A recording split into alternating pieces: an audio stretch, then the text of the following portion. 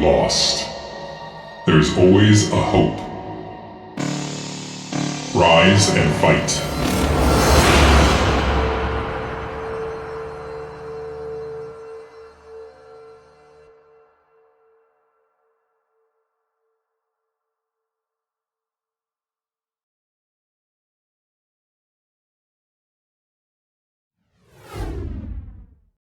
Hello everyone, welcome back to the Bombastic StarLeague Season 21, Round of 16, Group C.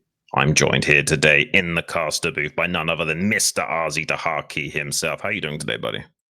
I'm doing fantastic today, Jean, and I'm excited for Terror versus Dewalt. Gonna be our first series. I'm excited for... It's a little bit of a misleading group. There's 3 Protosses and a Terran, right? Which might make you think we're gonna get a lot of PvP.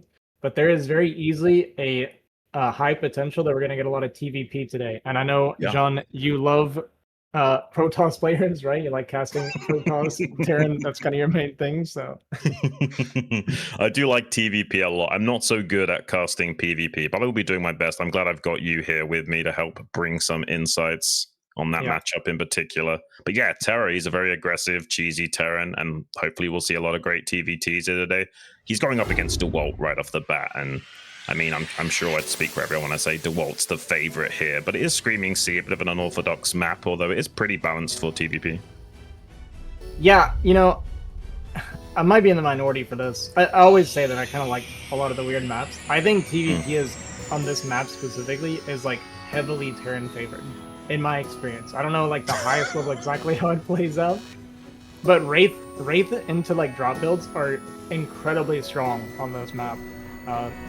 If you get air dominance on this map, you can just kind of snowball, and then you have that kind of like ledge behind their natural right that's like super strong if you secure that position. Yeah. No, there are a lot of ways you can abuse Terran on this map, and like you say, there are actual ways of opening up Sky Terran on maps like this. There's all kinds of possibilities that Terrans can go for. Yeah, I mean, I wouldn't necessarily say it's too heavily Terran favorite. I think the map statistics are pretty even still, but I'm sure in your experience you've probably been abused 1 or 2 times by some Terrans on the ladder. Well, I am a Terran player now, John, so I'm the one doing the abusing. Nice. Maybe you're just playing well, Arzi. Did that ever occur to you? That has never crossed my mind to give myself props for any success that I have. I'm pretty sure it's even. I think it's like slightly Terran favorite by like a couple of percentage points, not by much. Yeah.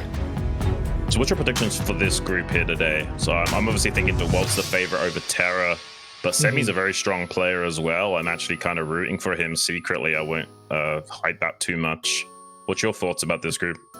Yeah, I mean, I can't help but feel the same way, right? Like, Dewalt, obviously, I feel anybody would agree is probably heavily favored against Terror. Terror is hyper-aggressive and can pull out some strange situations, right? Because he's going to be more used to, like, the weirdness that he creates with this, like, hyper-aggression. Yeah. But yeah, so Dewalt, obviously, heavily favored. Semih, I'm kind of in the same boat. Semih is a mutual friend of ours, so it's going to be hard not to be biased rooting for Semih. Right. That being said, Semih, it depends how much he's been playing, and from what I've seen, it's not a whole lot. He's one of those guys that like really understands the game really well. And that knowledge and understanding carries him through despite his inability to practice as much as he would like. True. I also think he's got a good mindset for the game. He rarely tilts and gets frustrated. He kind of just stays in it to win it almost no matter what happens. So yeah, I'll be thinking high things of him going forward. I think both players might be ready soon. I'm not sure how quickly we're going to be jumping into this, or if they're going to be switching up the turn rate at all, or if they're just going to start playing right away. But yeah, I'm definitely thinking Dewalt's the clear favorite amongst these two. I also think, like the statistics represent here, Terra not quite strong against this Protoss matchup, but we'll see. Anything can happen, Ozzy. Yeah, absolutely. And Dewalt, as the Protoss player, of course, is favored against this Terran counterpart. So yeah, well, both players are going to be ready, though, so we're jumping into it. Game number 1, Dewalt versus Terror, Screaming Sea.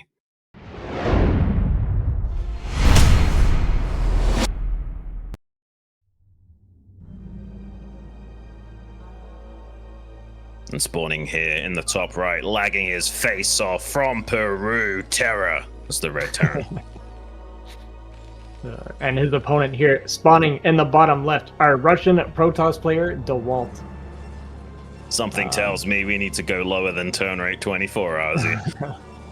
I think this is playable. This is totally fine, right? Maybe for Terra. Yeah. You know,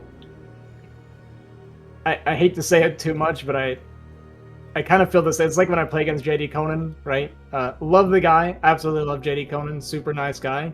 Hate playing against him because I swear it's like the lag does not bother his micro at all. I feel like I'm getting infuriated, and he's like, yeah, it's just a normal day of StarCraft. Some people are just more in tune with the lag than others, it has to be said, man. It's kind of crazy. But look at this very early probe from Dewalt.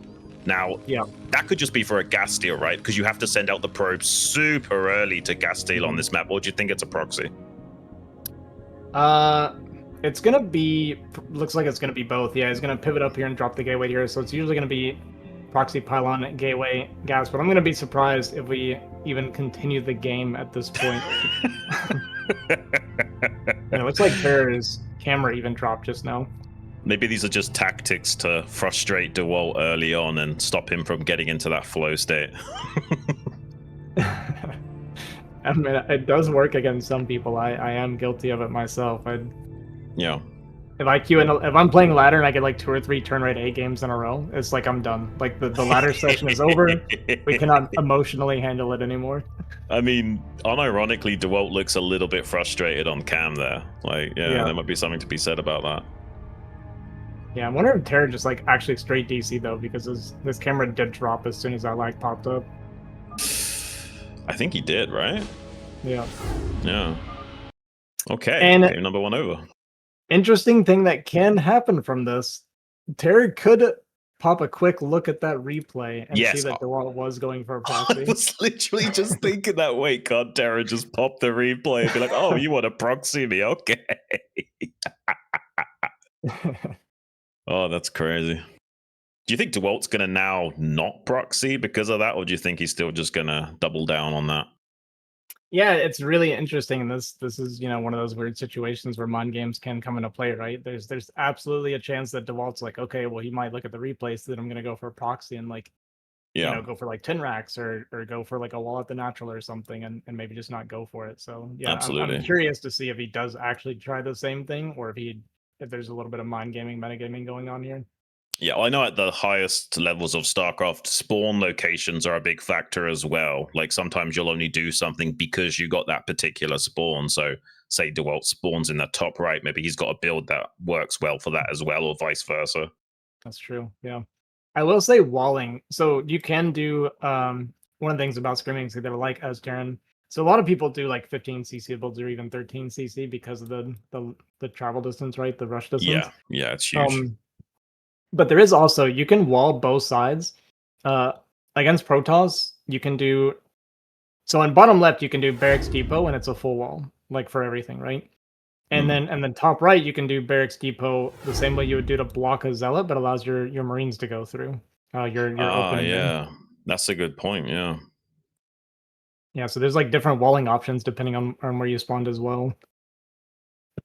So would you say would you favor spawning in the top right here as Terran, or would you rather the other position for other reasons? I like top or bottom left better. The wall is a little bit nicer because you're no, I don't know. They're both fine. It's hard to say which I would prefer, honestly. For some reason, bottom left feels more comfortable, but I actually like the base layout more in the bottom or the top right. Fair enough. We're going to try again. Terra versus Dewalt, Screaming Sea. Let's see if we can get away with the lag this time.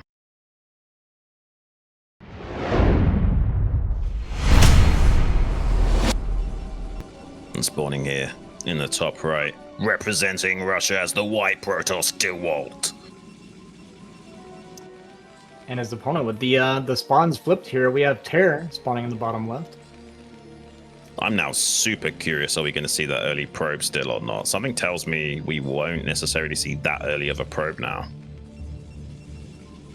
Yeah, I think you're right.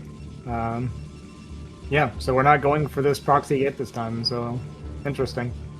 I'm also seeing a lot of emotion from Dewalt. Maybe he's frustrated because he really wanted to open the series with that, and now he's kind of lost that opportunity. I don't know if that's just because of the speculation of Terra being able to watch the replay, or just because of the spawns. I don't know, but he's definitely hesitating to do that. Yeah. Yeah, I'm actually curious what the reasons would be specifically, right? Because there could be a few different reasons. It could be the spawns, it could be the replay potential. And honestly, like, yeah, I'm not sure. I would be curious to know exactly why. He's going to go for a pylon scout, so he's at least going to get probe harassed, but outside of that, this isn't going to be anything super aggressive. Yeah. Now, even with the long distances, that's still quick enough to steal the gas, I think, unless it's like a 10 gas or something insane. Yeah, maybe. Yeah, I guess so. It has to be a 10-10-10 to not be stolen here, I think. You can 11 gas. Yeah. I think you could. You sure? I don't know if you can. I think it's too slow, I think right? said Terry wants to go for a 13 CC anyway, so... Ooh. I mean, the probe harass is definitely nice to slow that down a bit. Yeah. Yeah, and Terry has to respect that he's going to be scouted, so he's going to just go for this gas barracks now. So obviously the factory is going to be late. So this could be like one of those like 21, or sorry, it's like these weird expansion timings that you can go for off of this. Where you... Go on. So there's like an expansion timing where they'll go, they'll like take their gas and just keep one on gas and then go CC at like 17, I think, or 19. I can't remember exactly what it was before factory. Yeah. Well, they took the gas in the barracks at a very weird time, right? That was like 13-13 or something. So it makes sense you would have to adapt the build order timings appropriately, because you're going to have a little bit more faster minerals coming in, and your factory timing is going to be delayed and what have you. Oh, I love this response from Dewalt, by the way, because he saw that it was going to be that 13 CC. He's just going for a gate expand where he cuts the zealot. I love that adaptation from Dewalt.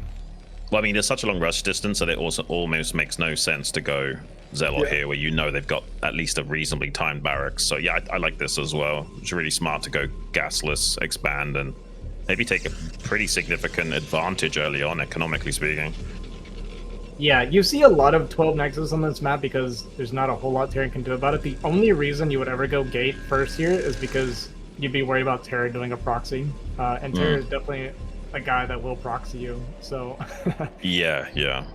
I think the best StarCraft players are these guys that are able to play off-road, where they just, you know, make adaptations to their plays on the fly and see what their opponent's up to and adjust to it as they need to, rather than just have a very linear plan that they tunnel vision on no matter what happens. I think these are the best tournament players that can kind of go off-road into the jungle a bit.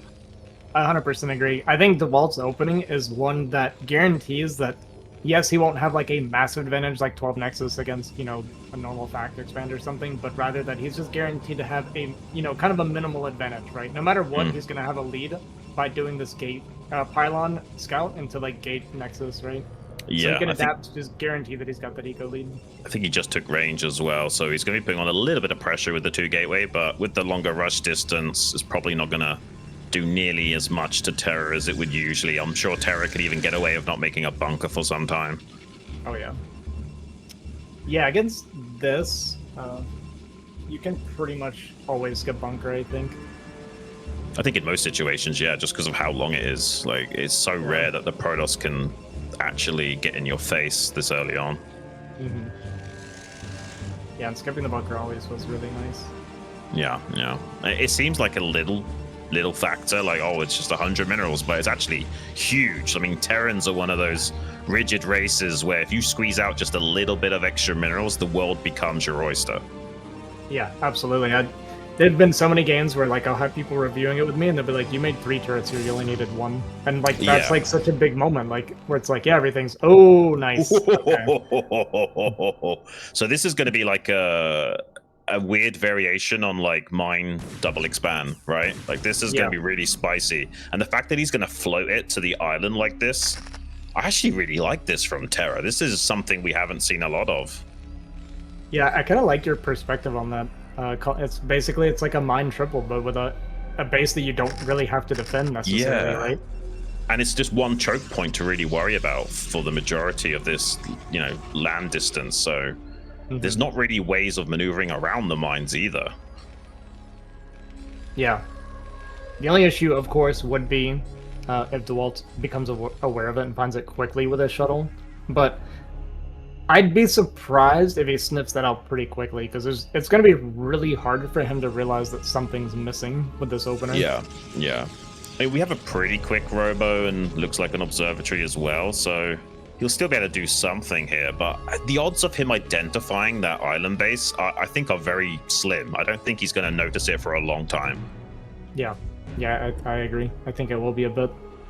Dewalt on the other side, kind of just going for like a standard PvT opening so far. We went 2-gate Nexus at 6 minutes. It's a little bit early, but yeah. This is pretty cookie cutter from Dewalt. It's only 2 gateways, so it's still kind of optimizing for tech and economy a bit more than like a 3-gate observer is like super safe. So right. Yeah, and he is worried a little bit about drops. You can see just the positioning of the Dragoons alone. He's worried about that spiciness from Terra being an ever-present threat without good scouting. Yeah, is that a shuttle first? It is, right? It looks like it is. Or is that actually just an observer first? That's an observer first, yeah. I would be pretty nervous going shuttle second, to be honest, because drops are so prevalent on this map. Right. I see a lot of pro gamers make the shuttle first for that reason, because just a tank behind there this early on is not a death sentence, but it's put you behind so much.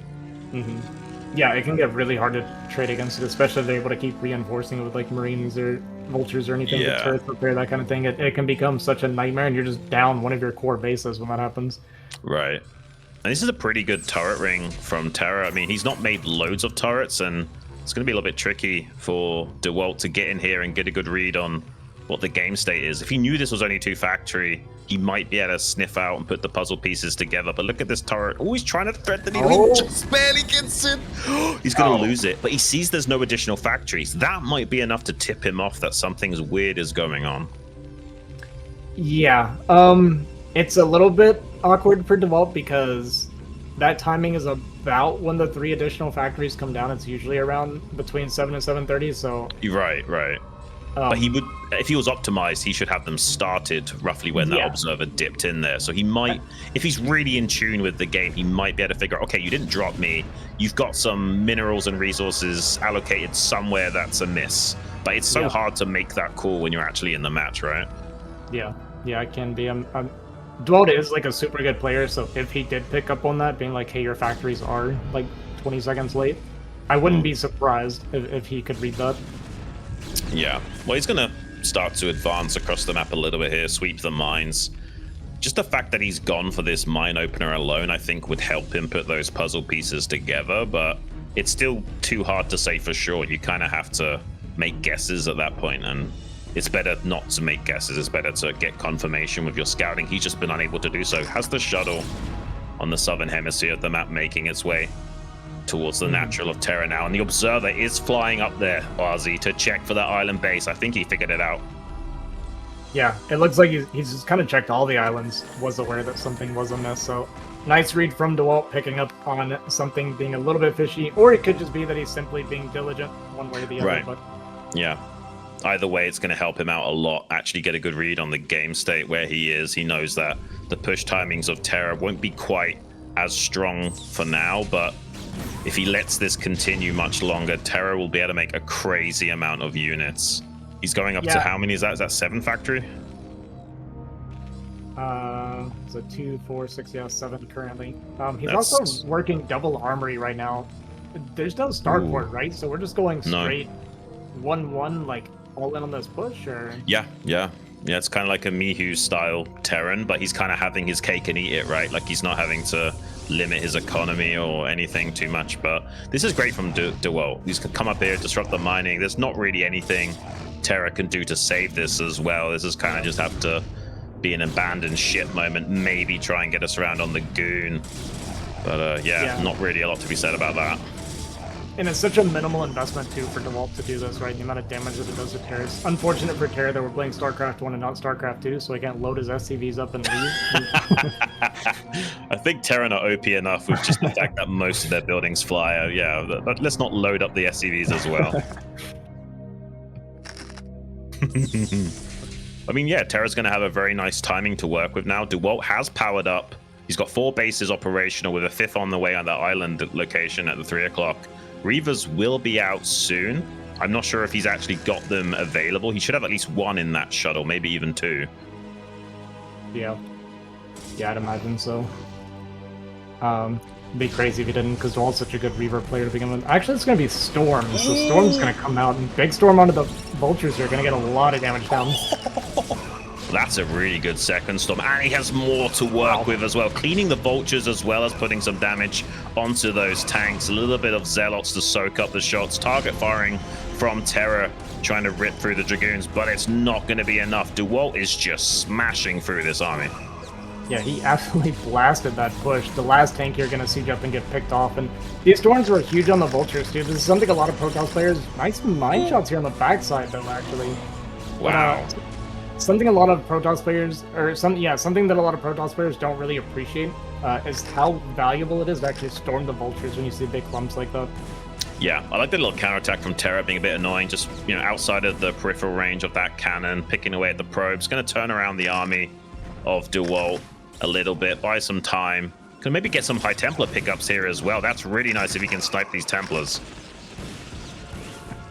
Yeah, this is actually really nice. We pick off a Zella, we get some nice mine placement. We made him go through that minefield and get a couple of this Templar. And this is because we sneaked 1 single Vulture onto the backside of Dewalt's mineral line, and that distracted him this much. Isn't it crazy that StarCraft has evolved as much as it is, but we still have top-level players panicking and sending their entire army to deal with like 1 or 2 units? Yeah, it's such an important skill set to have, is just making your opponent work and pay attention to things. Even if you're not necessarily getting damage, like, focus is a resource. Yes, 100%. Yeah, he's really taxing Dewalt right now, but good surround on the tanks on the high ground. Maybe TerrOr overstaying his welcome a little bit and overextending. I still think there's a way of making these push timings work, but he is a little bit awkward with how he's positioning his tanks thus far, and Dewalt is going to be clearing out pretty much every single tank. Yeah, this is a nice cleanup from Dewalt. Dewalt is on 5 base pretty healthy at this point. TerrOr is on 3 base, but he's continuing to push through. We're going to get a bit of a storm drop here on this 3rd base. It is a little bit undersaturated, but any SCV damage is going to be pretty big because TerrOr is a little bit light on money, and I think the main and natural is probably getting pretty low by now, too. Yeah, there's still a lot of gas in the engine of TerrOr to try and make this attack work. If he just traded a tiny bit better and had slightly better positioning with his tanks, I think he'd be in a really good position right now. Nice Zealot bomb onto those tanks, going to be cleaning that out. But, I mean, Dewalt's not out of the woods yet. There's still a lot of pressure coming from TerrOr, and Dewalt needs to be really on top of his macro cycles to not take further damage. Yeah, we see Dewalt is floating over 1,000 minerals for a large portion of this push so far, so he is actually having a hard time keeping up with the pressure here from TerrOr. TerrOr going to push into 12 o'clock here, take down that cannon. Going to be a nice AO explosion there on the Terran's army. And, I mean, Dewalt's kind of hanging on, but supply is still very much in the danger zone for Dewalt. Yeah, the one thing going for Dewalt is that this is just 2 base worth of economy without that 3rd base mining, and a nice harassment in the natural now. Going to be kind of returning the favor to TerrOr and having him be distracted and trying to clean that up. But this is a nice pickup from TerrOr, denying this base from mining and killing it. I mean, he's still going to be facing a 4-base Protoss, but there's definitely a win condition available to him from this point onwards. Yeah, he still has a lot of minerals left on this natural, and the 3rd pretty much hasn't been mining yet. So by taking out 12 o'clock, I mean, these additional bases from Dewalt are getting pretty low. Nice mine blocks here to keep Dewalt from being on side of that tank. That was great. Yeah, I feel like if he just traded a tiny bit better, he'd have a larger tank force. He keeps like coming in here with like, you know, just a few tanks at a time and they end up getting cleared. But now he's starting to establish some kind of stable foothold that he can keep launching additional assaults and keep reinforcing. If he gets over that threshold of just 3 tanks and actually musters a large standing army, he could actually bowl Dewalt over. Yeah, absolutely. This low ground 3rd base here from Dewalt getting pretty light on money. These bases run out so quick. Did we just shoot on a CV? Something like that happened. I don't know. It looked like it died for no reason, to be honest with you. Yeah, Dewalt is going to clean up this 12 o'clock spot here. We do see it's finally starting to stabilize a bit for him. He's cleaned up the army. His extra income has kicked in. He's up 50 supply now. and Yeah. that was pretty good for Dewalt. I feel like TerrOr just keeps donating tanks to him though. Like there's so many times where I'll see like 2 or 3 tanks pretty much unsupported go down, and then he comes in with another round of 3 tanks. If he'd just been a bit more mindful about those tanks, pulled them back, waited for reinforcements, then he would be coming in here with like 7 tanks strong and a tight choke to work with. As it stands, he's got about 5. Reaver drop at the natural third, denying yet more mining. TerrOr kind of running on empty right now. Well, there's still that 4 base economy. TerrOr's trying to run it down on this base, and with this tight choke, it is seriously Terran favorited to win these trades unless there's massive Zealot bombs. Yeah, pushing through these areas was really hard for Protoss to engage, and TerrOr is going to take out another base, but he is running a little bit light on his own money. We see him, his money's basically not moving, right? It's barely going up at this point. Dewalt up now a little over 60 supply. Yeah, and he's got that extra island coming up, and TerrOr has nothing in the works, I don't think, for like even denying these island bases. Yeah, this position is becoming less and less tenable for TerrOr at the moment. He might get the shuttle just barely if he's paying attention. Doesn't target it down, so it does still manage to unload the Reaver and get away with its life. Killing the Reaver is nice, but killing this base is not good enough for TerrOr. Like you said, you got the island base popping up, and the natural 4th is going to be online again soon. TerrOr kind of has to go very quickly, or he's just going to get absolutely out macroed in this game, and he already has started to do so. Yeah, absolutely. I love all these skins on the high ground too to make it kind of miserable for TerrOr to push up, because all Dewalt needs to do is just kind of buy time at this point. TerrOr's about to be on 1 base mining. Dewalt is pretty healthy on 2 bases overall right now, and once he gets pros transferred to the other island base, he's going to be great. We see him keep getting more and more of a supply lead as this goes on. I mean, TerrOr's did a good job of pressuring him and trading relatively well. There's just an ego issue. For sure. I mean, it's great that he's got that science facility at long last, because if he was a bit more successful with his trading, well, he got some massive Zealot bombs on top of these tanks. Luckily, there's not a big mine connection, but those Psionic Storms rip through that Terran metal like butter. GG is called, and a quick Game 1 dominance established by Dewalt. Yeah, I like the thought from TerrOr. It's interesting with TerrOr because he either does something hyper aggressive or hyper greedy. I feel like there's never anything in between for TerrOr. I like the thought process of a kind of a mine triple island base, but unfortunately Dewalt was able to scout that out pretty quickly and take care of it. So any potential I think TerrOr had with that. Well, I say that.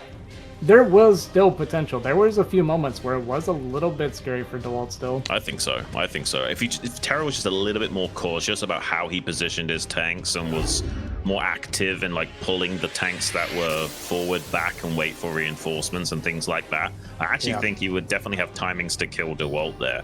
But it is a bit of a double-edged sword going for that strategy right off the get-go. On the one hand, it's like, yeah, my island base is safer on the ground because you can't just run past mines and kill it, but also you can't defend it really as Terran either. So if it does get scouted, it is a bit of a dead fish to deal with. Yeah, I think so. I think you're right. Yeah, it was actually kind of funny watching that because it reminded me of my games yesterday, because I had a similar game where I just kept attacking, but it was more for me, it was because I don't want to play anymore. And Remap was watching me play, and he's like, "Why are you being so lazy?" Right? That's kind of how it felt with TerrOr a little bit, where he's just attacking to be attacking. Like a lot of people get like that when they're uncomfortable when you're playing Terran. You just keep attacking when it's not the correct thing to do. I think that's some similarities that StarCraft has with chess. Like being aggressive can get you quite far because it kind of simplifies things that you need to do and like force your opponent to play reactively, and sometimes you can win through tempo and timing attacks alone just by overwhelming your opponent. But once you get to the high enough skill threshold, the players are more than capable of smacking down those assaults. Yeah, I think so. I 100% agree.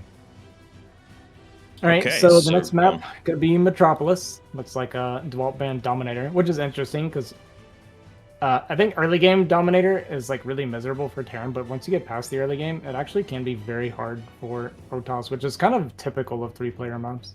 I actually love Terran on Dominator once you get over the early game hump with the high ground natural, especially with the center of the board. Like there's so many chokes you can abuse in the center of the map there, and attack into Protoss so easily if you set up right. Yeah, 100% agree. Okay, well, looks like both players are ready. We're jumping into game number 2, TerrOr versus Dewalt on Metropolis. Let's get it, guys.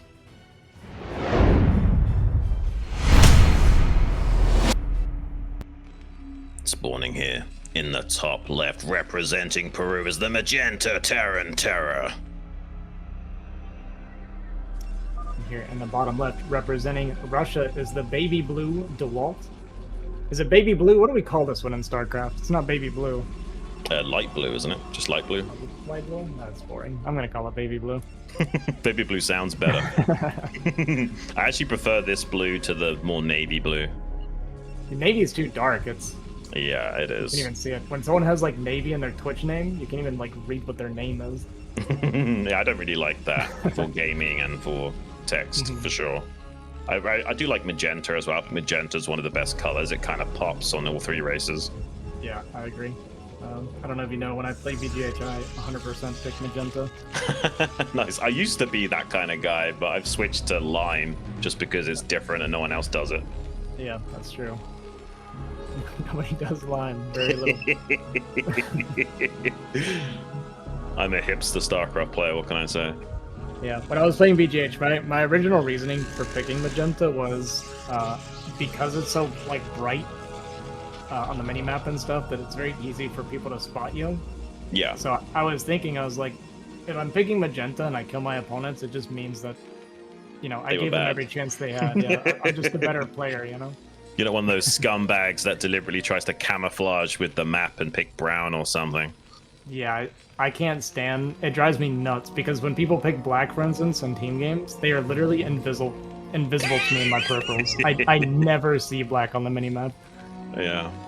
There's some colors I think should just be not allowed in team games. It's just so frustrating. Yeah. I agree. Thank you for saying that. I've brought this up and I've been argued with about it, but I'm glad I'm on your someone side, agrees with me. RC. I've got your back on this one at least, but it's going to be a low ground gateway from Dewalt, and it's close position, so I mean maybe he can apply some pressure with that. Pretty standard timings from TerrOr, it seems. Wait, was that 11 gas or 12? You know, I'm pretty bad about this. I'll know when the factory comes down. Oh, same, but looking at the gas, it looks like 12, right? Yeah. Yeah, it's definitely 12. Yeah, so we're gonna get that 12 gas. I like the forward gate from Dewalt because Terran does have a tendency to lean towards 13 CC, which we saw him even trying last game, right? Right. So I think this is a decent opener for Dewalt no matter what.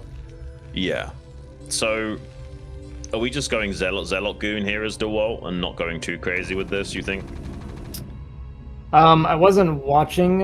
It looks like it's 2 Zealot, so it's gonna be 2 Zealot Goon. Yeah.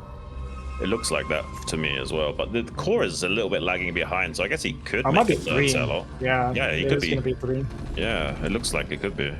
3 With is the very probe here as aggressive. well, you can really abuse the little gap. There's only one hidey hole for the Marines, and the probe can kind of body block and help kill those Marines too. But so This far, factory Terror's is... really exposed. Go on. Yeah. Yes, right. I'm gonna cut you off. I just the SimCity here from Terra like really surprises me how far this factory Yeah. is from the barracks in the SimCity. Well, for some reason, he's building all of his depots right in the back of his base. I mean, I understand not wanting to mess up the Tetris of your bases, Terran, but at the same time, you're against Protoss. You need at least one of those depots to help SimCity, I would think. Yeah. Yeah, it's almost mandatory to avoid this exact situation where you can SimCity against Yeah. the Zealots better. These Zealots are getting a lot of damage, and it could have been a lot worse for Terra. Like, Terra got pretty lucky with his SCV bounces as well. That factory could have still been struggling to finish right now. Yeah, I would say this is one of the best cases scenarios for Terra. Almost catches that vulture. Sometimes you can body block it and you don't micro quick enough and it actually dies. And luckily with some good micro, he's going to clean us up, but not before the probe kills yet another Marine. And it might not seem like a big deal, but Oh it my kind of God. is, losing Marines. It's a huge deal. This Goon is coming, and this Vulture absolutely cannot fight. Without 3 Marines... Oh gosh, he's Okay, got 3 okay, we got our 3 Marines. Okay, we're good. He's going to get the other low HP Vulture for free, but luckily he stabilizes. Like, this could have been a panic situation for Terra if he had less Marines. But he's been forced to make more, so it's still taking a dent out of his economy. Yeah, CC is going to be a little bit later. I'm curious if he goes for the CC. So he's actually gonna go for bunker first. This is because he's lost so many Marines. He's not comfortable, and he knows the second game could be coming pretty soon. So I think the bunker makes sense here. Yeah, and it feels so bad to make a bunker before CC here, though. It does. I'm not even a Terran player, and I know that. It's not optimal at all. Like, yeah, Terra's in a little bit of trouble town right now. And I don't think he actually got close enough to see the CC with those Dragoons, but I'm pretty sure he can figure that out. Yeah. Based on what he's seen. He went in pretty close. I think he's got an idea, or I think he saw it. But either way, you see the bunker and you're actually pretty happy because you know the bunker was first. Can we quickly talk about how annoying it is to get things in range vertically rather than horizontally? Purely because of the bunker is, you know, shorter than it is wide. So there's only like a teeny tiny pixel window to exploit to get that tax bill paid. It honestly makes such a huge difference because, like, not only is it harder to get the shooting on the bunker, but it's like once the tank comes out, you can't micro back and forth and continue pressuring the bunker nearly as easily because it's like borderline pixel perfect. Yeah, you can't really set the Dragoons up to pressure the bunker again. You'll always make a mistake and one of the Dragoons will slip into range and all that kind of nonsense. And yeah, not optimal at all. I mean, Terra's done a... Yeah, Terra's done a really good job of stabilizing a pretty precarious situation. He's got mines laid down behind the retreating path of Dewalt. He's actually manually minesweeping right now. Does take a massive hit, though. Wow, okay. That could have been a lot worse. I thought we were about to lose 2 guns. Gets 1 probe down. Not sure if he saw the robo. Okay, did. So got the information that he needs there at least. And I mean, this push won't be super successful, but there are like 2 or so Dragoons that are pretty low on HP. Maybe he can target those down with the tank here. Yeah, there's one that's definitely like a love tap away from dead. That 14 low here as well. Ooh. Nice micro from Dewalt, definitely making Terra chase these weakened Dragoons. And wow, we're not going to lose a single Dragoon to this. Wow. I don't know if he just didn't even bother trying to find the low HP Dragoon or what, but you would think that you'd be like spam left clicking in that situation to quickly find one of them to target. Yeah, it's tough. Like, if it's on the backside, like if Dewalt's being like really particular about it, goons do walk away faster than tanks chase, right? So yeah, I've been there. I experienced it actually just yesterday where I was like, I did right click. I was like, this goon's one shot. I'll right click it and then just mentally AFK as I watch everything die. Very similar looking to what just happened to Terra there. It is what it is, man. But yeah, I mean, this is interesting because Terra is like forced to expand towards Dewalt. Now, this isn't terrible if you've already kind of got a good attack timing and you've weakened the Protoss, but in this situation, I don't think Terra's going to be as comfortable taking this. I think he's going to be okay for now, but I don't know. This feels a little bit vulnerable to me in like the next minute or 2. Yeah, you say vulnerable. This expansion to me is borderline psychotic. After we just had this push get denied. Yeah. This is scary, but Dewalt, I'm not sure he can actually do anything about it yet. I mean, he did spot it. There's 2 tanks up there, and we're working on the wall. There's nothing in the bunker. Oh, gosh. I mean, he's going to be okay. He can siege up from the high ground, but he's losing mining time. Now, Dewalt knows exactly what he's dealing with, so he's going to rotate around here and try and sandwich these tanks from both sides, and it's going to take a long time for Terra to get reinforcements here. And yeah, he's going to kill both of these tanks, man. Like, I think you're right in the assessment that it's pretty psychotic. I was being a little bit politically correct and trying not to be too mean to Terra, but it is definitely a precarious space to take at this junction. Ooh. Yeah, 2 more tanks going to go down. GG going to be called. Dewalt immediately punishing that 3rd base. Yeah, Dewalt. I mean, that's just kind of a micro showcase, I feel like, from Dewalt as well. He took a lot of damage. Like, he had 1 goon that was like very, very low, and then the mine shots go off, and I'm totally like with Terra on that one. When I see mines go off and I know there's like multiple damage goons, it makes me want to push into it because you're 100%. At least thinking of trade against the goons, but Dewalt lost nothing. Yeah, it's kind of crazy. Like, the positioning of the Dragoons was pretty exceptional. Like you say, even if Terra did try and target down those Dragoons. He could have easily shuffled those Dragoons out of the range of that tank while the others gunned down the tank. It was really well done. I wonder if he's played a lot of games against Bonif, and Bonif is one of these guys that exploits micro pretty much unlike any other foreigner does. Yeah. I wonder if that's like taught Dewalt to focus more on his unit control as a whole rather than just being a macro powerhouse. Yeah, it could be. Yeah, because that is kind of Bonif's specialty is micro and not macro. For sure. Okay, right, well. So Dewalt going to move on to the next round here. So we're going to have Semih versus Tech next. Is going to be a PvP. You know, my brain tells me Tech is probably favored, but my heart obviously goes with Semih. I think this is a guy either way. I think these two are very evenly matched. I think Tech's a pretty strong player, but I don't think he's as good in PvP as his other two matchups. But look at the statistics kind of reflecting that a little bit, but I don't think that tells the whole story because I think it's somewhat awkward to always get consistent statistics in the BSL. Sometimes it doesn't really represent what the players are capable of, but I think, yeah, these two are probably a lot more evenly matched than we just had with TerrOr and Dewalt, for sure. I could say this could go either way. Yeah, I definitely agree with that it's much, much more evenly matched. Yeah, I mean, I don't know how Semih feels about his PvP versus Tech. Tech can be a little bit cheesy. I'm curious to see how safe Semih wants to play, or if he wants to do his own aggressions, or, yeah, I really want to see how he's going to try to approach the series. I mean, Screaming C to kick things off is a bit unorthodox as well. Like, I've not seen a lot of PvP on this map. Have you seen much? Like, what would you expect on this map to be a bit divergent from the usual? So I've never seen PvP on this map, I don't think. And I am pretty curious to see, like, it does obviously kind of favor Reaver play, right? Because you have like these big open mains and then you got the natural and stuff, but it's also hard to push because you got this high ground ramp, and Reaver's not the best at shooting up and down ramps a lot of times. At least it is a wide ramp, so it shouldn't mess with them too much, but it's still very hard to attack uphill. Yeah. So, a lot of times when we see those high level PvPs, like with Bonif and Dewalt, there's a lot of like leaning on each other with the Reavers and stuff, but it's a lot harder with the high ground. I mean, Reavers have the most unique targeting system out of all of the units in terms of the game code. Their range is actually based on map regions, which are kind of automatically allocated based on the terrain. And on normal map, when there's no reverse ramps and what have you, those regions can be quite big, so the range is quite long. But especially on maps that have been manually designed with little tiles, sometimes those regions are tiny, and the Reaver can kind of seem like it should shoot but won't. Yeah. Yep, and it sucks because you can't really tell when it's going to happen.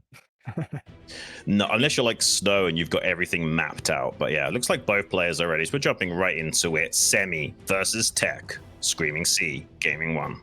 Oh, are we false start? Yeah, okay. My bad. False start. Tech will not be playing Zerg, turns out. Please stand by while we try to connect you.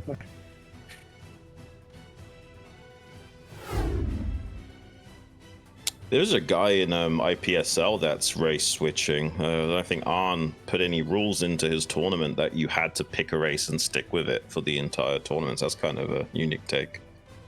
Yeah. Man, this map is not Terran favored like I thought it was. I really thought this was more Terran favored. But we got 50% TVZ and 49% TVP. I told you so. Interesting. Yeah, I was pretty sure that it was fairly even, yeah. Yeah, alright. My bad. Both players ready, though. Hopefully not a full start. Tech versus Semih. Screaming C. Let's get it.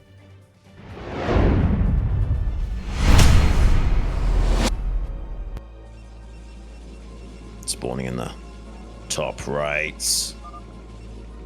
TerrOr. Sorry, Tech. The red Protoss. I'm looking at the bottom left, seeing TerrOr. It threw me off so much. All right, in the bottom left here, we have Semih, his opponent. All right. I'm going to be very curious to see how they want to approach this. Like I said, I haven't seen PvP on this, and I imagine we're going to be looking at Goon Reaver. That being said, Tech can do some weird stuff as well, and it's also a weird map, so I wouldn't be surprised if we kind of venture off of what I would expect. Yeah, I think you can play an orthodox style here, but it might not be super optimal. We might even see a little bit of greed out of these guys, right? With the high ground natural, like you were saying. I think that there's definitely room to take that expansion ever so slightly quicker than usual with the long rush distance and what have you. I'll be honest with you, outside of proxy gates, I think 12 Nexus would be super strong because even if they like 10-12, the travel distance is so insanely long, I'm pretty sure you can just 2-gate after 12 Nexus and defend and just be like hard winning. Or at least make cannons or something. I mean, there's definitely a way to take this expansion early, right? Yeah, there was a. It kind of reminds me of that map Ascension, right?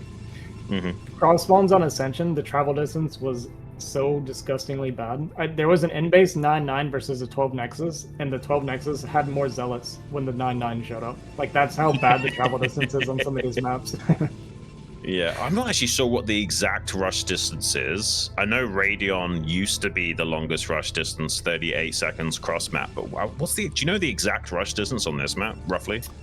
I don't know. I want to say it's like mid-40s. In my brain, I'm seeing the number 43. I don't know if I'm just completely making this up for no reason. But I've seen this number somewhere.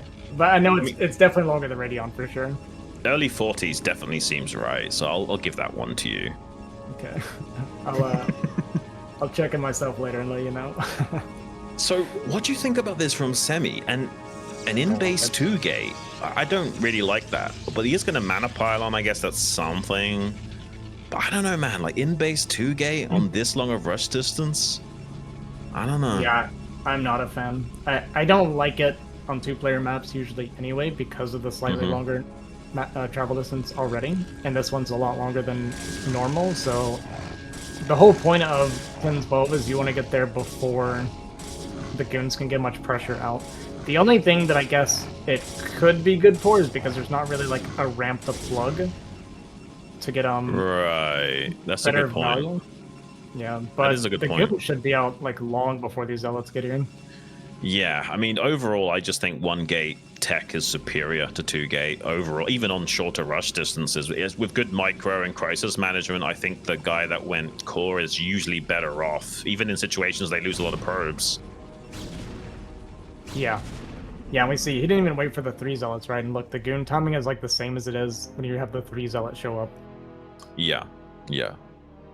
I guess he can hide it, though. Yeah, he's gonna hide those zealots, so maybe this can still work, but I still think this is just too crazy. I don't think he barely saw that zealot to the north there. He's been pylon blocked in the natural. That's really annoying. Semih has to fight that, and now he's got a slower rally already. Yeah. Yeah, because he wanted to do Zealot Rally and then Nexus and Forge cannons probably, is what I would guess. But yeah, that pylon going to disrupt it, and like you said, it's even going to delay the Zealots getting here longer. Oof. I mean, even if he does kill like 3 or 4 probes, it still doesn't feel great for Semih. Yeah, it's going to be stuck on the defensive for so long after because of the big tech disadvantage. I mean, maybe he can catch up with the natural, but I still think this is a major edge to tech. Wow, we have managed to kill 0 probes. That was great probe cycling from tech. I thought he got 1. I thought he got 1 at the start. Oh, was it 1? Yeah, I think just 1. It's still really good for tech, though. Like, you can lose 3 or 4 there and still be in a pretty sizable tech lead. Yeah, absolutely. I mean, he's just going to have...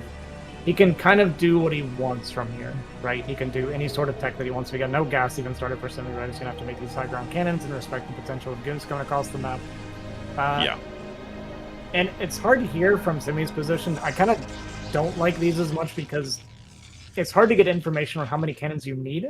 If you overmake cannons, you're dead to a lot of things. If you undermake cannons, you can't just be dead to a bunch of goons showing up. Like, he does have the high ground, which makes it at least a lot better for him, but it's still kind of tricky to balance sometimes. Yeah, it's a shame. It kind of feels like he was really wanting to do this fast expand with cannons, but knew that he couldn't make the gateways proxy because he'd be sacrificing them in the aftermath. But I feel like you just don't go for this plan if it's not optimal. It seems a little bit lackluster for this map, at least. Okay, so there's some good news for Semih, and that is that tech is going to drop the Forge because he's scared of DTs. So he's going to delay his tech by quite a bit by doing this. Yeah, that's a good point. It's not too bad for Semih overall. I still think tech is in the lead, but not as you know, wide of a canyon as it maybe would have been. And the expansion's pretty nicely timed for Semih. He maybe can catch up in the game the longer it goes on, but I think the early mid game he's still going to be fighting that uphill battle. Yeah, I think so. I mean, well, we've let off like what 5 or 6 zealots now at this point. I think 4 or 5. Maybe. Oh, I think he's we going got a DT goon drop. here. That's a classic. Yeah, I think you're absolutely right. I think it makes total sense as well, because he might not even make a single safety cannon in the main. Even if he does make a safety cannon, you can sometimes still kill it. Yeah, with 4 DTs in a shuttle, you just drop on top of the cannon and it evaporates, right?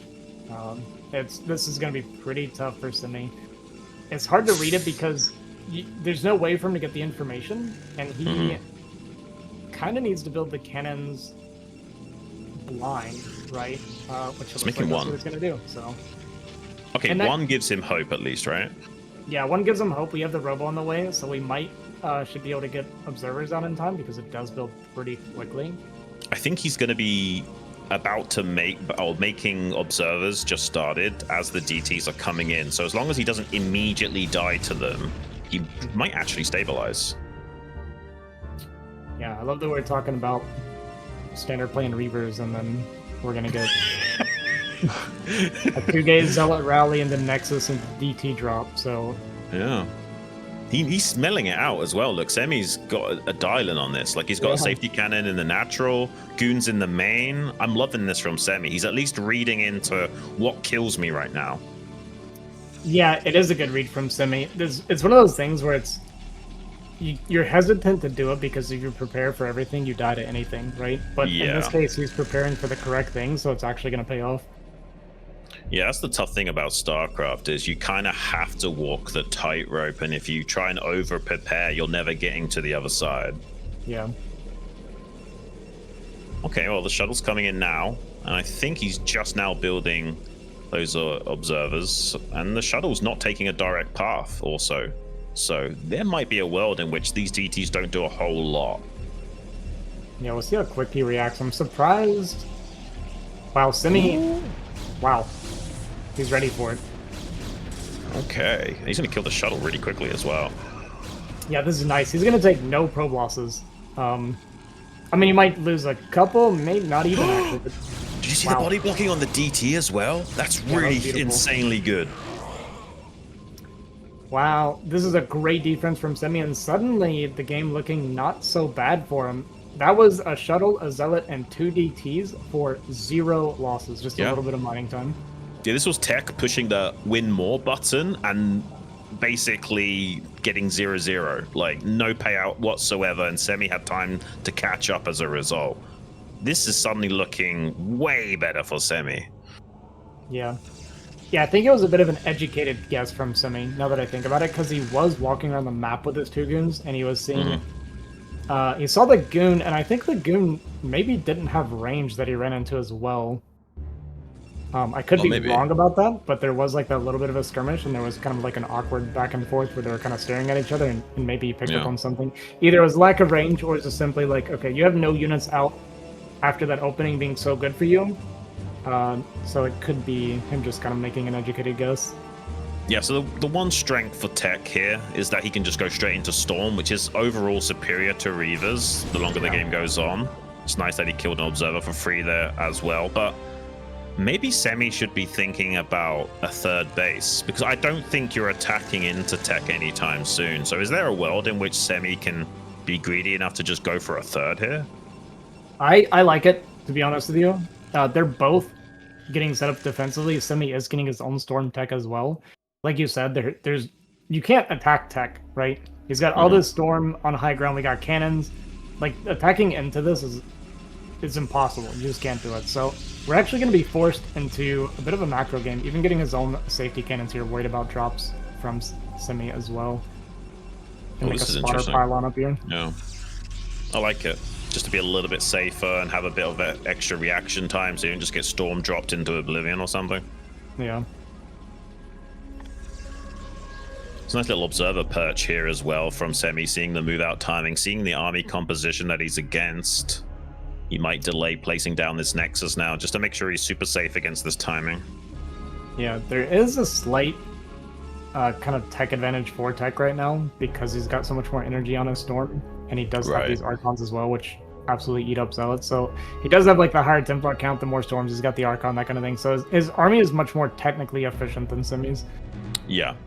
On paper, he should win the trade, so to speak, but maybe Semih can avoid a fight for a little bit of time, build up some energy, maybe find a good arc and a good engagement. But even if you target the Archons, it doesn't feel good because they soak up so many shots from the Dragoons before they die. Yeah. I like the mixing in of Archons in this matchup a lot when you have this kind of mirror, because they're good for a lot of things, right? Like you said, they soak up a lot of damage, they eat Zealots up really quickly, and they're actually even good against Storm because they take up so much surface area that they actually reduce like the overall Storm damage a lot of times. Yeah, I mean, like, even 3 Storms doesn't kill an Archon. It's what, 110 damage over 2.5 seconds? They got like crazy amounts of shields. So yeah, kind of the counter to Zealot Storm pretty much. Tech looking for big Storm damage here, but Semih did a pretty good job of kind of splitting around, gonna pick off one Templar, dodging the Storms pretty well. Actually pretty nice by Semih. Yeah, he's gonna lose his Observer because he's not paying attention, but the skirmish has gone his way so far, and he does have a bit of a supply lead going forward. And if Tech hesitates to attack into this and Semih gets away with the 3rd base, I think the game slightly goes towards Semih's favor. He's also taking this island. Yeah, it has been spotted though, so he's gonna get straight on down there with that shuttle, but maybe Semih can reinforce. He's got a shuttle of his own to maybe get a couple of units down there. Yeah, he does spot it getting spotted, right? So he can react pretty quickly. Oh, but a bit of a fight here. Ooh, wow, that's Storm damage. I mean, the Zealots aren't dead, but they're certainly soaking up a lot of damage. There'll be even more of a meat grinder to that Archon later on. Man, that was so well played by Tech because he had the drop coming, and Semih got caught looking both directions at once, right? He was trying to prepare for this drop coming, and then as he was getting prepared for it, the Templar came in and got a lot of Storm damage, so he looked away, then the Nexus got canceled, so really everything went perfect for Tech there. I love these Storm tokens, by the way. Yeah, he's just poking. It's almost like when you're trying to plague in ZVP, you just send in like a couple of units to tank, and then the Defiler sneaks in for the plague. Basically the same methodology, but with a couple of Zealots and Templars instead. Yeah, Semih did react pretty well that time. Got one decent Storm off, but he killed a full energy Templar as well. Yeah, and unfortunately, the attention of Semih being stretched so thin, he couldn't even do anything about saving that island base. And I mean, the army compositions are very tech-sided, it has to be said. And more Storms softening up those units. There's not that much room to micro up here as well with that ramp and the cliff face, so you gotta be really careful here. There's actually no Templar right now for Tech in this army. I think there's a window where Semih could potentially get a really good trade. But the Templar's gonna die before getting all of its Storms off. Doesn't really matter though, those are some pretty okay Storms. I mean, it's not terrible. And he's got a couple more Templars to work with. He could take his natural 3rd now. Yeah, those Archons are scary though. We're very Zealot heavy, and it's 4 Archons for Tech. Yeah. I mean, up on the Storm.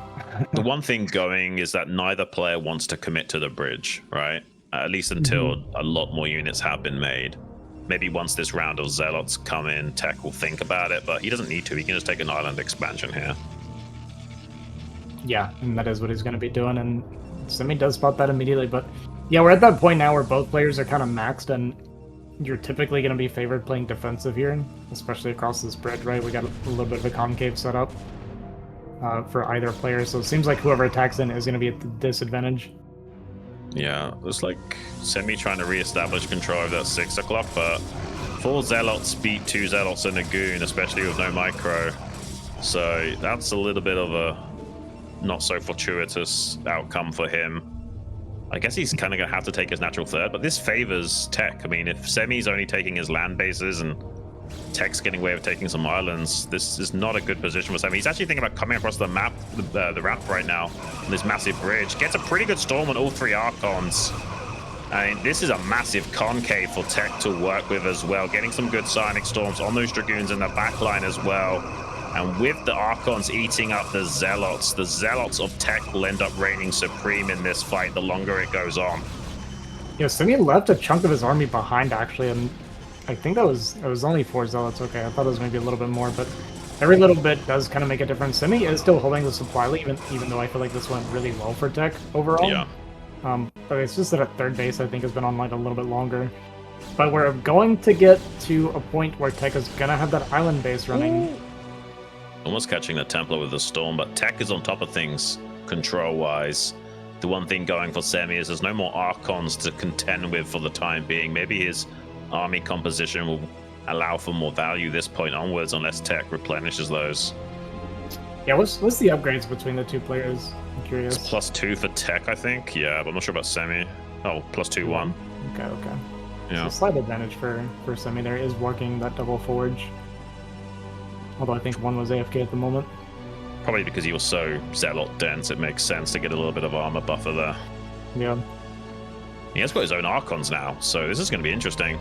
Maybe Semih can turn the tide here, but there is slightly more Storm available to Tech overall. Yeah, this is the kind of PvP I like. This is more like my PvPs when I was playing TOS. Yeah, As a this feels like player. This was like the old school days of PvP, where people would always play like this. I thought we were gonna storm the chunk on the left. We went for the 1 Templars. Yeah. Oh. Oh man. Wow. Oh, those storms are That was crazy. And he's still got like 2 or 3 storms as well. Semih having a hard time fighting back his army. The one thing going for him is that he's got a couple of Archons, which will help him win out on the ground with the Zealots, but he's eating so many storms. That fight went amazingly well for Semih. All of a sudden he jumped up like 60 supply during that fight. He is going to keep pushing across, and a lot of these units are softened up from those storms, so we see them start to kind of melt as soon as that Zealot wall goes down, especially I think these goons, yeah, a lot of them pretty soft from these storms. Man, it's crazy how Semih is actually still ahead on supply. Like, it actually kind of boggles the brain a little bit. He's going to get a natural third up as well, but he's still going to be 1 base behind. Oh, loses the Temple to the Storm, not quite going his way there. And there's a lot more High Templars showing up for Tech as well. He's going to want to press the issue if he can. Yeah, and Semih's kind of trapped himself in the corner a little bit, so he's going to need a lot of big storms trying to come across here into these Templar. Does pick off a few of them, but his unit's going to be softened up quite a bit, but he's still holding such a big supply lead. We're going to have this rally of Zealots come in. He's going to push Tech back. What is happening? How is he doing this? I don't understand. I don't either. I feel like everything on my screen tells me Semih's losing the fight, but he's just going further and further ahead in supply anyway. Yeah, no, we actually might get to a situation where there's just not enough for Tech, and he hasn't got control of the ramp anymore. That's the huge moment for Semih. He now has an option to attack into this 12 o'clock base or try and ram it down the straight and narrow. This is a very interesting game because we have technically a 1 base advantage for Tech, but he's not yet mining at that 12 o'clock base, so it's still pretty much 4 base versus 4 base with the 2 mined out for both sides. Yeah, and because Tech's going to be dealing with this pressure as well, he can't really stop the potential next island base coming up for Semih. But Semih's going to push through here. He's going to break through these cannons, get on top of these goons, and Semih, oh, nice storm though on these Zealots, hitting his own units very well placed. So these Zealots on the front side are going to get cleaned up. But Semih, again, his supply just way ahead. My eyes are like popping out of my head right now. Like, I don't understand what I'm looking at. It's kind of insane. And Semih looking to secure some island bases. Tech sees one of them. He sees the 6 o'clock, but he doesn't see the top left. So Semih might get away with one of these bases, and this macro game might end up going towards Semih this way. And Tech is having to abandon ship at his base advantage up here, and he's not mining at that natural third right now. Yeah. Oh, the DT coming in too nice, going to try and finish off this, and Tech just going to call GG. Semih going to take game 1. What are we even watching?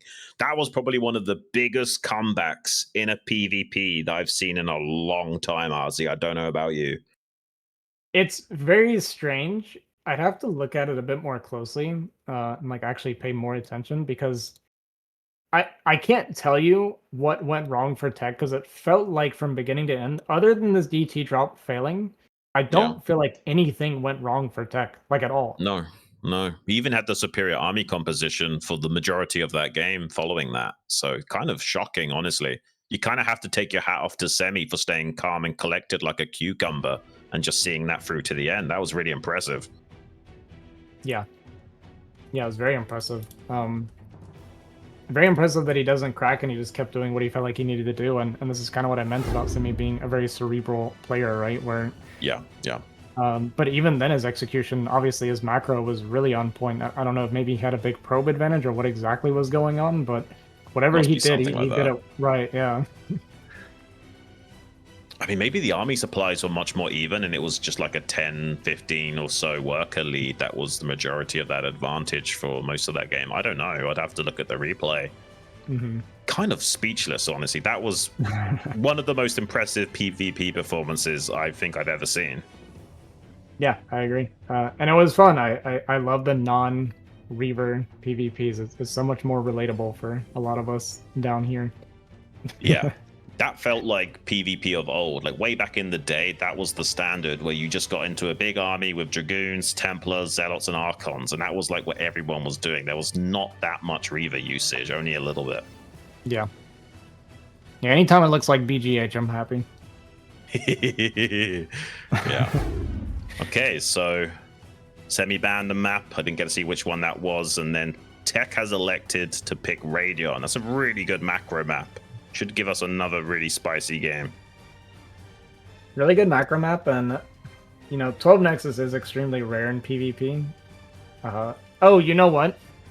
It's also a good map for hiding buildings, and that's the kind of guy that I see Tech as. Yeah. Looks like both players are ready, so we're jumping straight into the action. Game number 2, Tech versus Semih on Radion.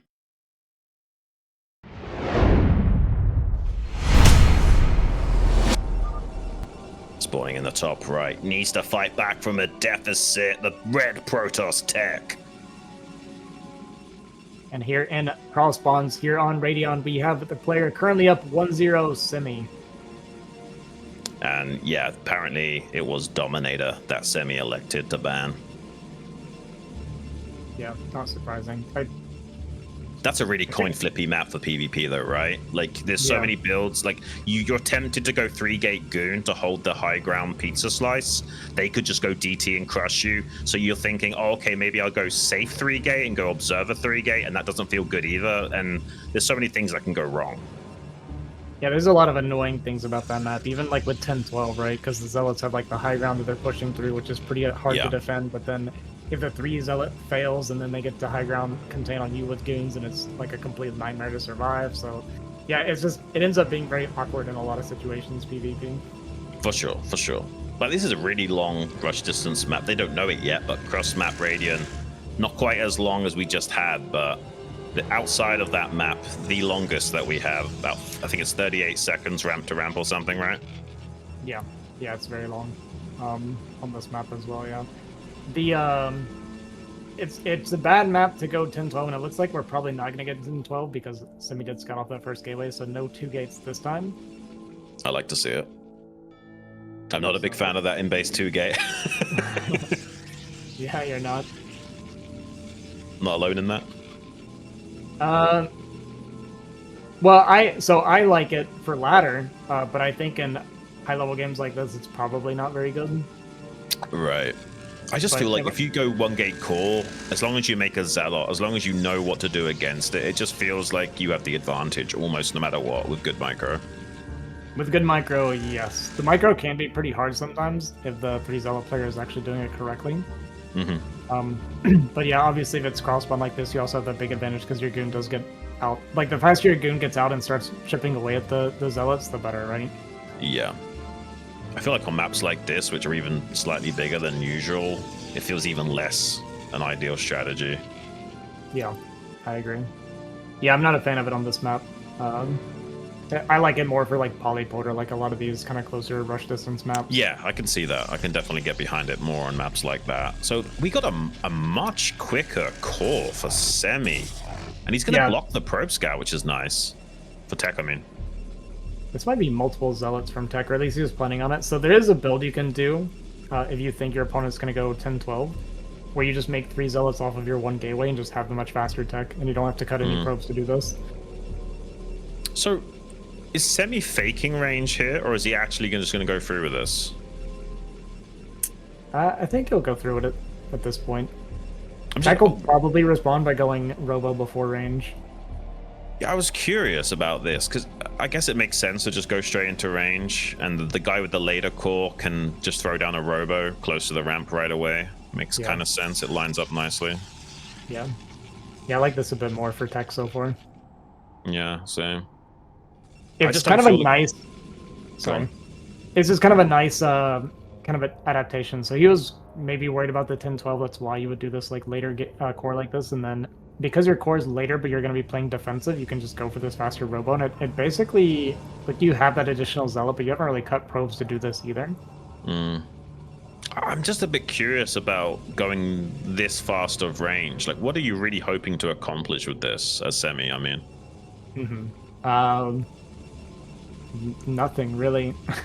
I'm trying to rack my brains, and I can't think of why you would want to go for this early range like this. I don't know. The only reason I could think of is if you want to do like that kind of early pressure. Sometimes you would see those like 2 goon 1 zealot push outs because you just want to get a read on what your opponent might be doing. Because sometimes if you like see low unit counts early on or like late range or something like that, then you would suspect DT, which is funny because if Semih were to be poking out, he would think this is DT. I just kind of feel like if you're going to make this early range, you kind of are wanting to make an earlier second gateway. I don't know, and put on the pressure. Maybe he knows something I don't. Yeah, not entirely sure. I'm not the biggest like PvP expert at this point. Semih knows much more about it, so I don't want to say too much. I already got in trouble for it with Wolfix last time, where I was. Cool. I said something about how his armory was too early because he told me not to make my armory this early if I'm going Valkyries, and then he did it. And then so I said it on stream, and he was like, "Actually, I did it because I wanted my +1 faster." And I was like, "I knew there'd be a reason. Like, there's always a reason." That's the difference between knowledge, understanding, and comprehension, right? Like, there's layers to this game and the world.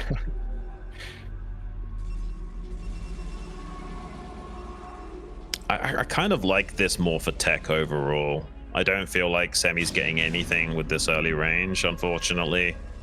And I don't think there's much disparity with the expansion timings, but everything just looks more crisp for tech. Yeah, it's a slight tempo lead for tech so far. Actually, do we not have a support bay for Semih, or did I just miss it? I think, he's making it just a bit later than tech is, yeah. Yeah, so everything's just pretty far behind tech and tempo. Unless he kills the observer, that's the one thing I would say is good for Semih. If he can snipe this observer, maybe it's not so bad anymore, but he hasn't been able to do that. Yeah, he's also been making extra goons, right, where his tech cut a couple to get the faster Reaver and everything, so... Yeah, there's just going to be a little bit more potential. I mean, it's pretty minimal at this point because it is going to be cross-spawn, so any advantage he has would be evaporated by the time he got to Semih's base, but it does mean that Semih pretty much can't get aggressive normally. Right. Because the reverse is also true, right? Which means instead of being even, he'll be way behind. Yeah. Well, I mean, we can't count Semih out. I mean, he was in a major deficit on that last game on Screaming Sea, and look at that, he still pulled that out of the bag, so... I'm sure he's got a very strong fighting chance here still, but you have to, on paper, give it to tech right now. Yeah, yeah, on paper, 100% it's for tech.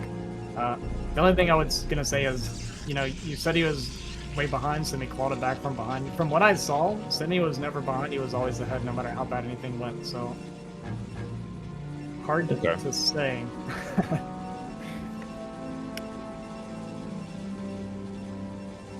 It's a shame neither player has been able to kill an observer. Like, I feel like PvP, at least at this point in the game, is so much a vision warfare type of game.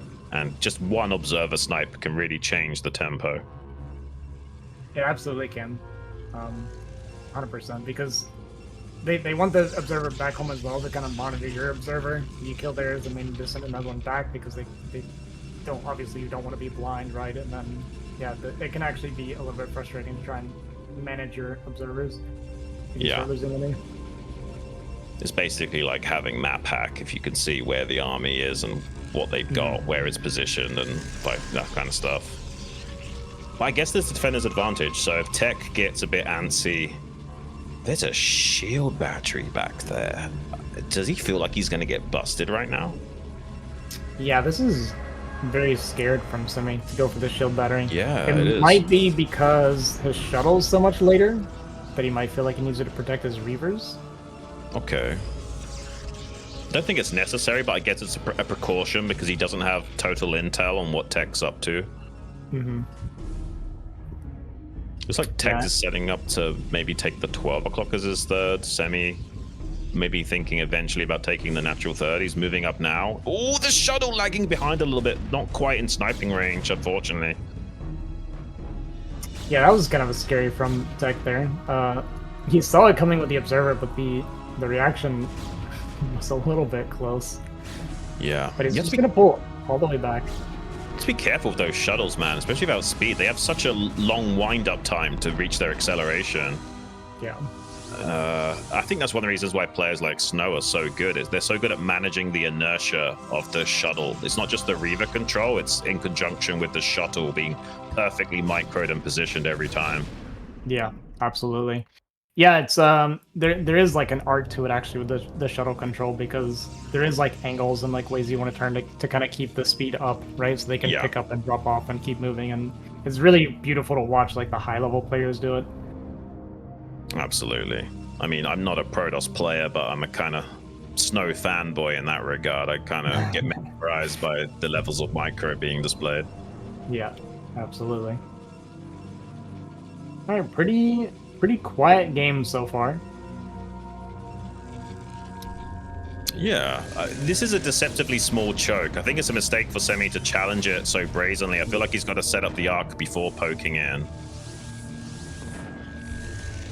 Yeah, we see Tech kind of getting these like small victories. We are going to get, not quite going to get that good actually, but you know, Tech has had like a build order, like a slight build order advantage, right? Just slightly better optimized. He's picked off 3 goons. He hasn't lost any units yet. And right now is just kind of like a small like chipping game that's going on with Tech and Semih, where Tech is going to get slowly a larger and larger lead, which could come to culmination in one big fight at the end. Yeah, Pylon Scout just barely seeing that shuttle movement. So we see a bit of unit fluidity from Semih rotating his goons, and the shuttle evacuates once it realizes it's been spotted. Bit of a jostling from both players, and kind of like a game of chicken, like who wants to expand first, basically. Yeah, we're gonna get on top of this shuttle, but I mean, well, we get one Reaver, get the shuttle. Gonna focus on this gosh. Reaver, but did we lose too many goons on the backside? These are I 3. think so. Yeah, I'm actually surprised Tech did not pull the trigger there, by the way. He had full vision with that observer that these are 3 completely exposed Reavers. Yeah, sometimes it's very tempting to snipe the shuttle and Reavers, but I feel like more often than not, it doesn't go well unless you catch the other player off guard. And Semih might be in a lot of trouble now. He's actually attacking into a bit of an arc as well. Maybe he can kill the slugged out Reaver, but I don't know, man. With needs really good shuttle control to not die. It's one shot from dying, does lose that shuttle. There is actually a bit of a victory on the ground for Semih temporarily, but these Reavers are slugged out. So if he gets some rally Dragoons down here, Semih's in trouble. Yeah, they are pretty exposed, and a little bit of a missed control there from Semih. Going to bleed off 1 goon. We got the shuttle coming back for Tech. I'm sure he's got at least 1 Reaver, because I saw 1 back at home. I wonder if it's got 2 in it, though. I mean, he's actually going for a counter here. Yeah. Luckily, Semih's got a few Dragoons to respond to that. So he's kind of avoiding disaster for the time being. And he spots there's no third with the observer at the 12 o'clock. So he just consolidates his position. Oh, that Reaver's a bit exposed. Needs to be super careful here. Does try and get it back to safety, but it's taken out by a Scarab. And with the shuttle support from Tech, he should be able to annihilate Semih with some good control here. The Reaver's a little bit glitched out, but still managing to get off shots. Yeah, I mean, the reinforcing goons might actually be enough. Ooh. Okay, when the Reavers doesn't get out, we're actually just going to do this. You know, Semih did such a good job of keeping his Reavers away from Tech's Reavers while also getting huge shots in the middle of Tech's goon ball there. Is Tech just a victim of success? Like, he finds these really good spots in the game and then is like tempted to start ramming it down, then the table gets flipped on him. Yeah, I was questioning it at first when I saw an additional Reaver come out. I was like, Semih, we're not remaking a shuttle, we're just continuing Reavers, but it actually worked out really well in this fight. Kind of crazy. And if Semih can somehow find a point of stability to take his third, we move on to the next transitional point of the game. But so far, neither player has flinched in taking that. It looks like one of them should be doing that soon, but I mean, Semih has the minerals banked up to do it. He's just not pulled the trigger on it yet. And there he goes right as you say that does drop that third nexus. I love this like trifecta of pylons at 12 o'clock. I don't understand it exactly, but it's like mesmerizing. He doesn't want to let the shuttle slip by on any angle. There's still a massive dead zone that is not covered as well by them. It's kind of funny. Alright, Tech is going undetected here, coming across this bridge, so he's going to get a really good position and manage to deny this third, pretty much guaranteed at this point. Yeah, this choke point is just too tight to try and skirmish it. He's going to attempt to do it anyway. Maybe he can get some really big scarabs off, but nah, he wisely withdraws. There's no way you can really attack into that unless you've got crazy numerical advantage. Yeah, even his own pylon working against him there, kind of his own manor pylon. I mean, there's still a world in which Semih pulls this out of the bag, but if he cannot get this third base established soon, I do fear that Tech will run away with it. Yeah, Semih, he's had good fights to once again kind of keep the supply even though everything's been slightly Tech favored this whole way through. But yeah, 100% agree. If he doesn't get a third base up and running relatively soon here, Tech is just going to take over in that eco advantage. Yeah, I mean, Tech could even just go 4 base and just chill on his side of the map. He might even want to do that. I was going to say, I wouldn't have been completely surprised. Like, you got a good trade and you denied his third. At least if you saw him retake the third, right? Like, if you had an observer sitting over it, as soon as I saw the Nexus go down, I think dropping a fourth in response would actually be really, really smart by Tech. Yeah, another pretty good setup from Tech in the center, but Semih actually has a pretty sizable count of goons. He's going to see if he can wrap around from the left a little bit. With good Reaver control, there's definitely a way for Semih winning this fight. It's pretty much going to come down to micro. Both players have roughly the same amount of army supply at the moment. Yeah, I think Semih, he's kind of delaying his third. He feels like he's too far behind to just drop it and try to play like normal.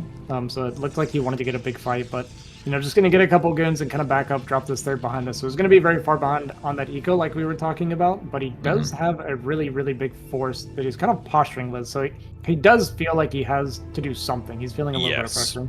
It seems like there's a worker lead for Tech, so the army is actually probably an advantage of Semih by at least 10 or so supply. Pretty crazy setup from Tech. He's actually blocking the northern flank at the bottom.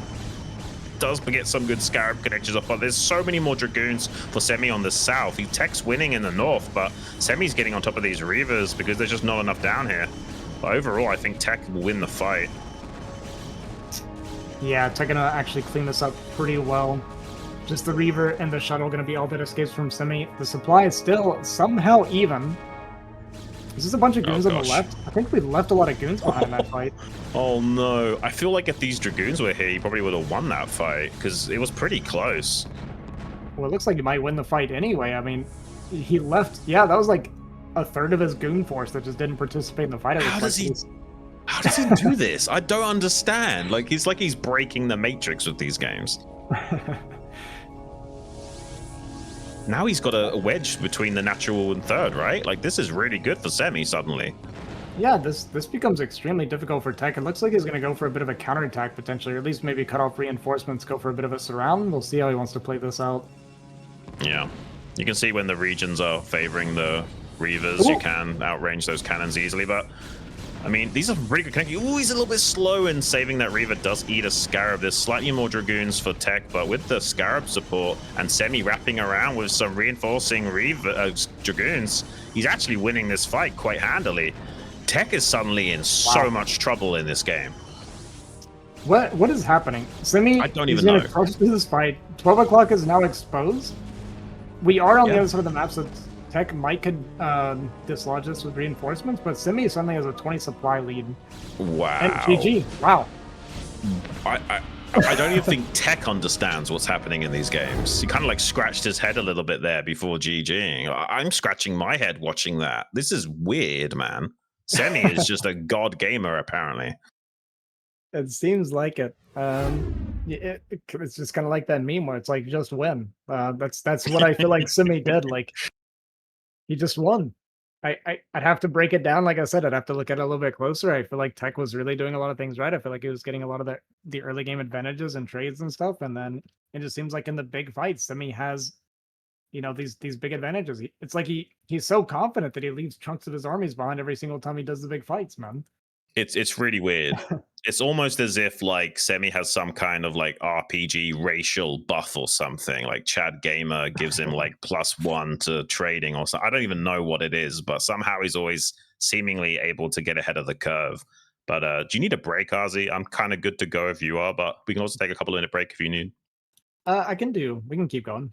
I'm down. Yeah, I'm happy to keep going if you are, Mr. Bombastic. All right, let's get it, guys. So, kind of crazy. We've got Dewalt versus Semih coming up next. I mean, if I was Dewalt, I'd be watching those games, scratching my head a little bit, wondering, oh god, I'm not about to walk into that, am I, as well? Right? That can be a little bit scary going into this now against Semih, where it's like, doesn't seem like no matter how much you're beating him down, he's still going to be scary to deal with. So Dewalt is going to be aware of that after watching that series for sure. Yeah, I still think Dewalt's going to be a clear favorite, but you have to have a lot of support for Semih after that performance. That's just craziness. Some of the most weird PvP we've ever seen, and nothing really spicy in terms of what build was used or timings, just literally straight up orthodox play, but with like weird Picasso touches that seem to bewilder their opponent. Yeah, I mean, there was like really nice targeting with the Reavers and stuff like that. And I will say, like, you know, Semih, when I play against him, I say he's a smart player, but he's also like very, very micro focused, right? For instance, his probe harass and things like this in PvT, he's really, really good at getting a lot out of his units. So, yeah, he's probably just doing like little things on the sides where he's controlling and getting extra value, making sure our Reavers are getting really, really big hits, getting the proper focus, that kind of thing. But whatever it is that Semih's doing, hopefully he can keep it up going into this next series. Yeah, no, he does have like also like a natural fighting spirit as well. There's been plenty of games where I've been able to catch him off guard and almost kill him, and he's still managed to find niche ways of trying to come back into the game. He doesn't want to go down without a fight. He's a very strong contender, and his mindset about the game as well is what makes him scary, because he doesn't really get phased by anything. Yeah, it's pretty true. Yeah, it's funny you mentioned that, because you got me thinking about it. We had a similar experience as playing him on Dominator. We can do that. Apparently, we need a bit of a break. One of the players, Dewalt, needs a bit of extra time to get set up here. So we'll go to a little 2-3 minute break, run to the bathroom, grab some water, grab some fruit, whatever you need to do, and come back for some more great StarCraft action. We'll be right here.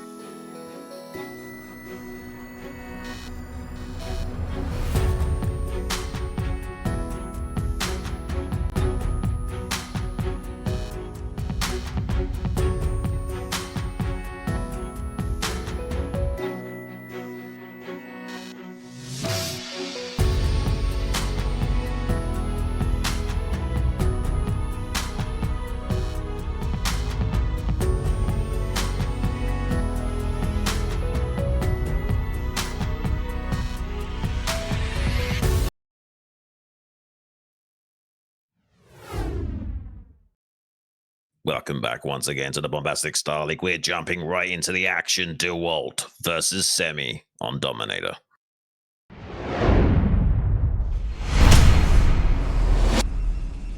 And spawning here at the 3 o'clock location as the red Protoss representing America, it's Semih. And his opponent, a beast in his own right. We have a Russian Protoss player, Dewalt. They were the first to space, but America was first to the moon. Which of these two Titan players are gonna go beyond that to Mars and beyond? We'll find out. I like it. I like it a lot. Is this where somebody brings up that the moon landings were a hoax? Yeah, they were just in a swimming pool, guys, don't you know?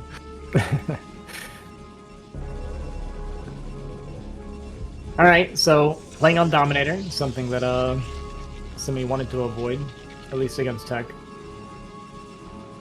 Hmm. Oh. Well, this is a very spicy map for PvP, right? Like, there's a lot of shenanigans you can do on this map. Like, it's kind of rock, paper, scissory. I mean, pretty much every mirror matchup has some elements of rock, paper, scissor, but I would say PvP on this map is one of the highest factors. Yeah, I think so. It's interesting because I was playing, or Semih was trying to prepare for somebody on this map with me before, and we were trying to come up with kind of a strategy that counters 10-12. And then because he was gonna play against, I think it was like a DN Max or something, who like does 10-12 a lot. And he was like looking at the replays and he was like, this guy always does 10-12. The probably just kissed in the middle there. That's cute. Yeah. And then he came up with a build and he did it to me and it like immediately killed me. I was like, yo, that was a good build. What'd you do? And he explained it to me. And then he went to the match and then DN Max didn't go 10-12 and Semih just auto lost. So that's rough. So yeah, just little fun fact story for you, I guess. Trying to prepare for special tactics and then completely backfiring. Yeah. That's how crazy StarCraft is, man. Like, you figure out one thing and you just lose to another. It's kind of insane how deep this game is. Yeah. And like you were saying earlier, there's no like real cookie cutter way to play against everything because you're just gonna fall behind the curve of the game. Yeah. So slight variation here already. Dewalt skipped the 14 Zealot, so he's gonna have the additional probe advantage. That's about a 2 probe advantage for that. Obviously doesn't have the Zealot for the additional buffer in fighting, but it's a pretty decent eco advantage in the beginning.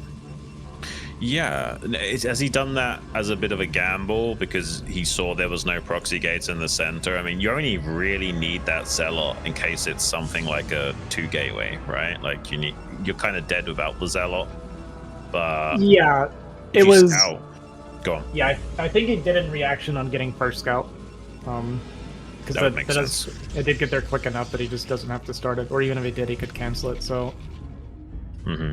Yeah, and he did check center first as well, like you mentioned. But yeah, against, like, if it's just a normal opener like this, like, there is still some advantages to having the Zealot regardless. But a lot of players, if they know, will skip, and we're actually going to get a 3 gate from Semih. This is super common on this map. Oh, it 100% is. I mean, the only real hard counter to it is DT play, and who knows? I think one of Dewalt's biggest weaknesses is that he doesn't mix up his build orders a lot. He's actually kind of hesitant to go DTs compared to a lot of Protoss players. Yeah, I don't know that I've ever seen him go like a DT opener, ever. That's one of his biggest flaws, honestly. Yeah, and I think Semih, he's going to read that. He's going to go 3-gate, no robo. So this is going to be kind of just heavy 3-gate, kind of all-in-ish pressure here. He's going to be cutting a lot of probes. It's going to be full-on units. He's going to go around probably 5, 6, 7 Dragoons. And that'll kind of be the timing where if they go 2-gate, you should be up a goon or two and kind of catch them off guard. I mean, ideally, you want them to pressure you with 2-gate, and then you catch them from the high to low ground transition. But even without that, you can still sometimes outmuscle them. Yeah. Yeah, and right now there's no way for Dewalt to identify it. It's what it is. It's really hard to tell that they're 3-gating before it's coming after you. Yeah, you don't actually notice the extra Dragoons for quite a while, right? Yeah. Yeah, and here we go. It's going to be pushing across here at the 5 goons and Zealot. So this is another reason why opening that single Zealot actually is going to be useful. So as you can see, Dewalt's going to be about even goon count once he gets to his base, but then we're going to be reinforcing 3 at a time. And he sees these 3 goons coming out, so now he knows this is 3-gate. Yeah, based on his own 4th and 5th Dragoon timing, he should be able to read into that and realize this is a 3-gate. He has the high ground advantage, but the Zealot kind of evens out the disparity a bit. It does target down 1 Dragoon. Semih now trying to get his toe up onto that high ground. Still with a Zealot, but higher Dragoon count for Dewalt, going to be taking advantage of that and putting a lot of shots onto Semih's goons, forcing him to retreat for the time being. Yeah, that's a pretty painful start for the Semih. Dewalt's still not completely out of the woods yet because he knows the goons are going to be coming 3x3, so he's going to retreat back a little bit. But the win condition for Dewalt is getting his Reavers out. It's still hard, though, even once you get the Reaver out on this map specifically, which is why 3-gate goon is so popular, is because it's extremely hard to get up your ramp still. Yes. There is still a world in which Semih just pushes Dewalt back into his main base, has the high ground advantage, and it's still not an easy win for Dewalt from then on. Yeah, interesting Citadel on the way here, but Dewalt, nice spread here from his goons, even has the goon advantage, so he's going to be able to chase this and get a little bit of damage. You're going to be able to pick off the Zealot, potentially going to let it go, though, because he's worried about the reinforcements. Yeah, it's nice that he got a little bit of damage on it, but he's now seemingly wanting to run it down. He's got a few extra shots on it, luckily a bit of mischance helping Semih out. Keeps a little bit of life on that Zealot. Now we've got a teeny tiny advantage for Semih, but he can't really challenge Dewalt with the high ground advantage on that pizza slice. And Dewalt cutting no corners, going for that Observer. Semih is hoping to catch him off guard, skipping that Observer, but Dewalt not going to get caught off guard at all by these DT. No, unfortunately. I mean, it's a nice gambit from Semih. You're pretty committed with the 3-gate. There's not a lot of ways of transitioning into a normal game unless you somehow had an advantage where you contain them and your Nexus is way earlier or something. In this situation, though, Dewalt definitely has a bit of an advantage, so this is a bit of a desperate move from Semih, but it does make sense given what's happened. Yeah, he can't play from here because he's cut so many probes that trying to macro out of this isn't really an option. Yeah. You're also just behind on techs. You're behind on eco and tech. Yeah, you have like a few more goons, but yeah, it makes sense. He is going to try for just another Hail Mary. It's very smart of Dewalt to realize that this is kind of Semih's only real option after that opener. Mm-hmm. Maybe Dewalt has got this figured out, where it's like, I don't want to open up DT, but I've got a way of not dying, even though I'm not going to go DT to 3-gate. So maybe he's done a lot of thinking about that. Mm-hmm. And here we go. That Observer going to poke in here right as the DT is coming out. Actually, we're going to go down because we're worried about running into the Observer potentially coming out from Semih. So there's going to be a slight... no, this Observer is coming back. Yeah, it's dimmed. Yeah, unfortunately, Dewalt's a little bit too good. I think he's played enough games. He's one of those guys that grinds out a lot of games. There's not many people that train as hard as Dewalt does at this game. So he knows all the possible ways he could die. So it's rare to catch him off guard like this. And unfortunately for Semih, he's going to get the bad news now, and his DTs get smacked down easily. Yeah, so we're going to be pushing up a high ground into Goons and Reavers with our Goon DT Zealot here, but there's just no way that Semih can take this ground. Yeah, he took a small gambit of trying to run by the Observer there to cause a little bit of chaos and create a ladder out of it, but Dewalt's too good for that. Even the Rally Dragoon's body block can make short work of that DT run by. If Semih wins this game, I'm gonna eat my sock. Okay. I like the Game of Thrones reference kind of snuck in there a little bit. But yeah, I would probably join you on that one at this point. I know Semih's been working some magic so far tonight, but this would be something more than magic. This would have to be kind of a miracle. This is not pulling the rabbit out of the hat. This is pulling an elephant out of the hat. This is pulling hats out of rabbits, okay? That poor rabbit, man.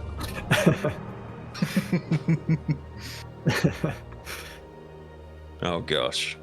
I mean, there are magicians that can, like, you know, hide a fishbowl underneath their clothes the entire performance and then pull it out at the end, but I don't think Semih's doing anything quite miraculous like that today. Yeah, what is that, the Prestige? You see that movie? I did see the Prestige, but there's actually a real-life magician. I think in the film they referenced the magician that did it, but there was a real-life magician that did that trick. Kind of a cool flank idea here from Semih. Not going to work out, but there was potential to catch the shuttles kind of off guard coming back with the Reaver. So I don't hate the thought, but not going to work out for Semih. Unfortunately, there's more goons on the left for Dewalt, even though he's fighting mostly uphill, and then also just wins the fight on the right. So Semih losing both fights here. Expansion not even done yet for Semih, while Dewalt's been mining very happily on 2 for a while now. Yeah. I just want to point out there's no change in the demeanor of Semih on cam. No matter how bad this game has gone, he's still like laser focused on doing stuff. That's just a testament to his mindset, man. Yeah, cute little kind of 3 Dragoon run by here. As Semih gets pushed all the way back to his main. Does kill the shuttle. Big shot there though on the probe and the Dragoon. So gonna kill these 2 Reavers, but we're down to 35 supply now. I mean, he probably will GG out soon. He's just fighting back in case there's any chance, but unfortunately not. GG is called and a pretty well-established game number 1 lead going to Dewalt.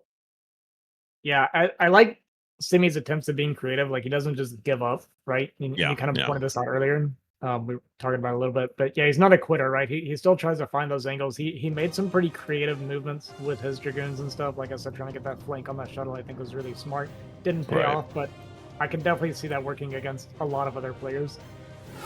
Yeah, there's some people that don't understand that kind of stuff, but that's what like can make a great player. When you see the tiny razor thin percentages that could align, and if you only can translate that into a win if you try to make those plays. And there's maybe like only 1 game in 50 that he wins like that, but it makes up the difference in the long term. And you'll even see like professional athletes, they don't always know what's going to happen. They don't know how the ball is going to reflect or anything, but they run into position just in case it does reflect towards them in that attacking position.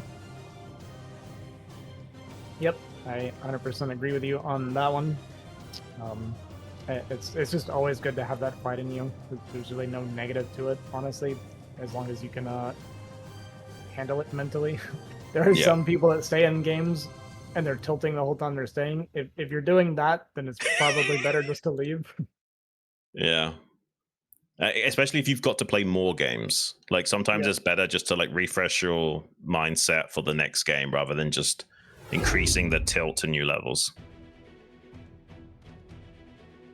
Okay, so looks like our next map on the block gonna be Polestar. I kind of like this map for PvP. The natural third is pretty easy to take and could have a pretty strong macro game, but it's also just the right amount of spiciness as well as being a macro map. Yeah, I think this is my favorite new map so far of the new ladder. Yeah, I like it a lot. Both players are ready. Jumping into it, game number 2, Dewalt versus Semih on Polestar.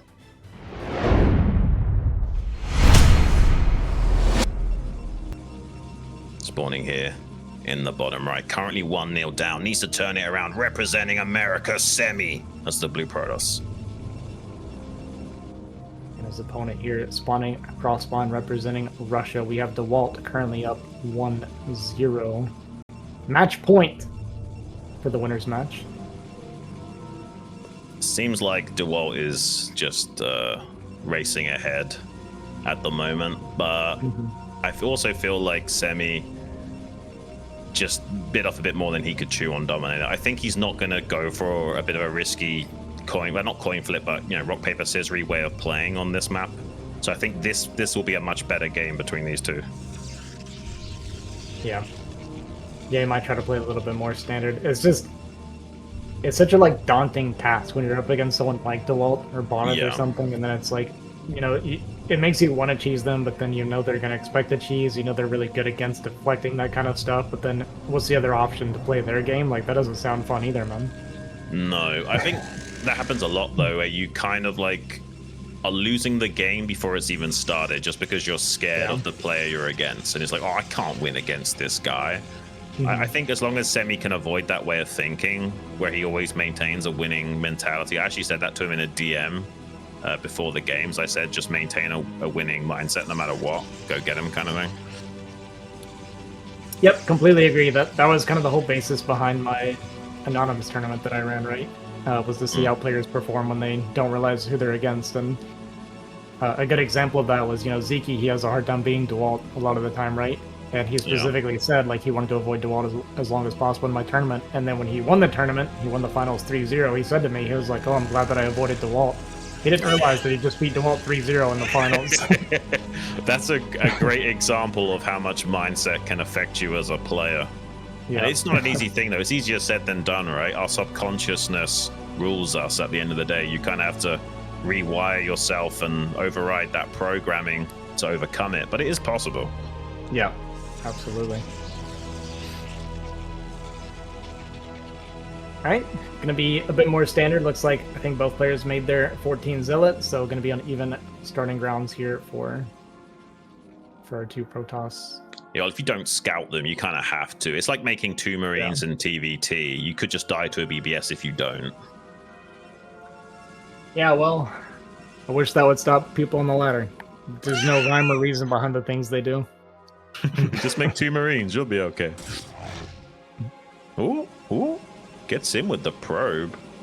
I mean, it's not easy to block the probe always. You kind of have to constantly move that Zealot, but it's a nice little small win for Semih, guaranteeing this probe scout, seeing what's what. Yeah, it's nice to get this information ahead of time, for sure. And he might actually be able to block Dewalt's probe from getting in, because his gun's going to be out, so yeah, he'll be able to block that information, whereas Dewalt, he knows exactly what's going on with Dewalt, and Dewalt's not going to know exactly what Semih's up to. Yeah, I mean, StarCraft is, we've talked about it a lot, is like an information warfare style of game. It's not like chess where you see the whole board, right? That's why it has more parallels to poker, because you've got those whole cards you can't see. There's so much ranges of play you have to be aware of, and positional advantage. So this is a nice... Ooh! Dewalt got an early shot off on that. So he actually has to run away, but does kill the probe at least. Yeah, can take a little bit of hull damage, lose his own probe behind it. So slight advantage there for Dewalt. Yeah, there's a lot of hull damage on that Dragoon, man. He needs to be careful not to take anything else. Yeah, back to your point. I feel like the best example of what you're talking about is in ZVZ. When a Zerg gets first scout, like if I'm playing ZVZ and a Zerg first scouts me and I didn't get first scout, and they have that Overlord floating over my base and I'm blind, right. I feel so exposed. Like everything I feel like they're just watching every move that I'm making and being like, oh, he was late sending that drone at her. Oh, he made 2 more lings here? That's such a mistake. Like, I just imagine them, like, reading all of this. And... I can relate to you, buddy. I completely agree. I'd like to reverse scout in ZVZ for that reason. I think it throws them off a lot. And you can also go for a 12 hatchery, and then if you see their Overlord coming, you can quickly go 12 pull, so their 9 pull won't just automatically kill you and things like that.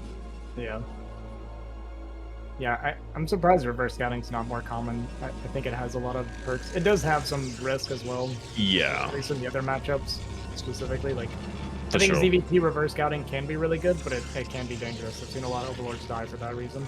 Yeah, especially if they go like, even just a 10 racks can sometimes spell disaster. Yeah, for sure. All right, much faster Nexus here for Dewalt, so it's going to be that crawl expand. I'm a fan of this build in a lot of cases. Yeah. Yeah, it's just a solid build. It's like very strong defensive, and you just kind of get a good economy. The only thing that's really weak against, I would say, would be the gate expand, but gate expand is so rare. I think so. Yeah, I don't think many people go for gate expand anymore. Yeah. It's because gate expand dies to anything aggressive.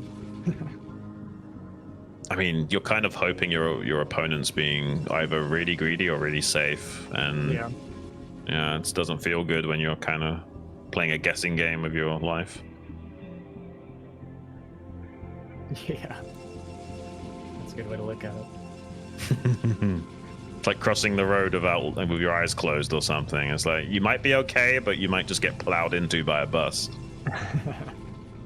Yeah, so with Semih's Nexus being this late, I wouldn't be surprised if he identifies. He might drop his Nexus before he realizes it, but he's at least going to have to try to get aggressive at this point to try and even something up. But there is potential timing because he should have Reaver Shuttle before Dewalt does.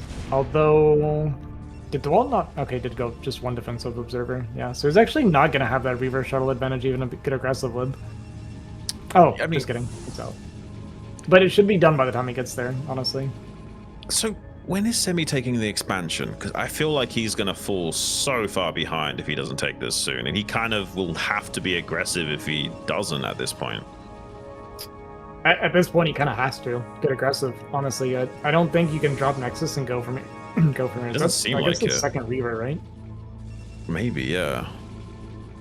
I don't know, man. This just looks so good for Dewalt on paper. It's incredibly good for Dewalt. He's on the same production, but we're on this extra mining base, and I think his extra gateways are coming down as well already. So, yeah, it doesn't look good for Semih.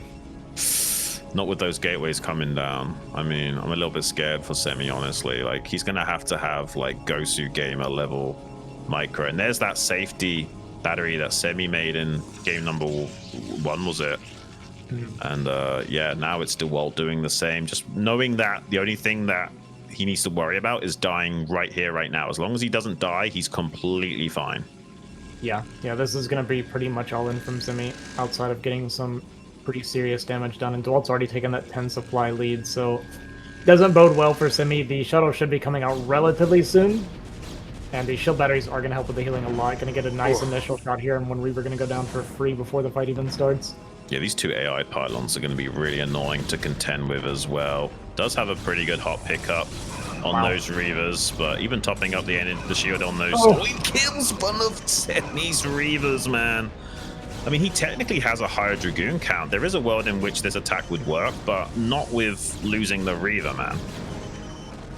Yeah, I didn't hate it for Semih initially because it was a 3rd Reaver instead of a shuttle, so there was a lot of potential from these Reaver, but oh no, this Reaver goes down to the shuttle. That's pain. I mean, that's pretty much over now. He has to tap out. GG is called, and Dewalt surges forward to that round of 8. Not necessarily surprisingly. Not surprising, but I think Semih actually had a lot of potential with this push, but I mean, he knows it, right? That there was some micro errors here, that there was a lot of potential, and you know, the second Scarab also dudded. That was supposed to go for the Reaver, and just kind of nothing really went right for him there. It actually got stuck on the AI pylon, so it's insane how much work goes to it. If it was just one pylon there, maybe it'd be a totally different story, but really sandbagged Semih in a lot of ways. Not just the Reaver dudding, but just how long it took him to set up and actually start engaging properly. And Dewalt killed a Dragoon for free right off the bat as well. Yeah, so as you said, Dewalt going to move on to the round of 8. Semih going to go down to the decider match here, and he's going to be waiting to play against TerrOr or Tech. And that's coming up next. I'm looking forward to that. Yeah. More TVP. I'm happy. And I'm going to be rooting for TerrOr because I want TVP again against Semih. I'm okay about a break if Ozzy is. Yeah, I'm down for one more before break here. Yeah, sure. We'll take a little break before the final best of 3. Yeah. Keep on trucking along. Bringing you guys StarCraft. Don't take breaks. Yeah, we're gamers, man. We go game after game after game. That's the true StarCraft way. Absolutely it is. Even though StarCraft is probably... Not even probably, is by far the most taxing video game I've ever played. Oh, yeah. I was talking to my brother about it before, because I told him, I was like, yeah, I streamed for like 7, 8, 9 hours. And it's like, I could do like 20 hours of like any other game, right?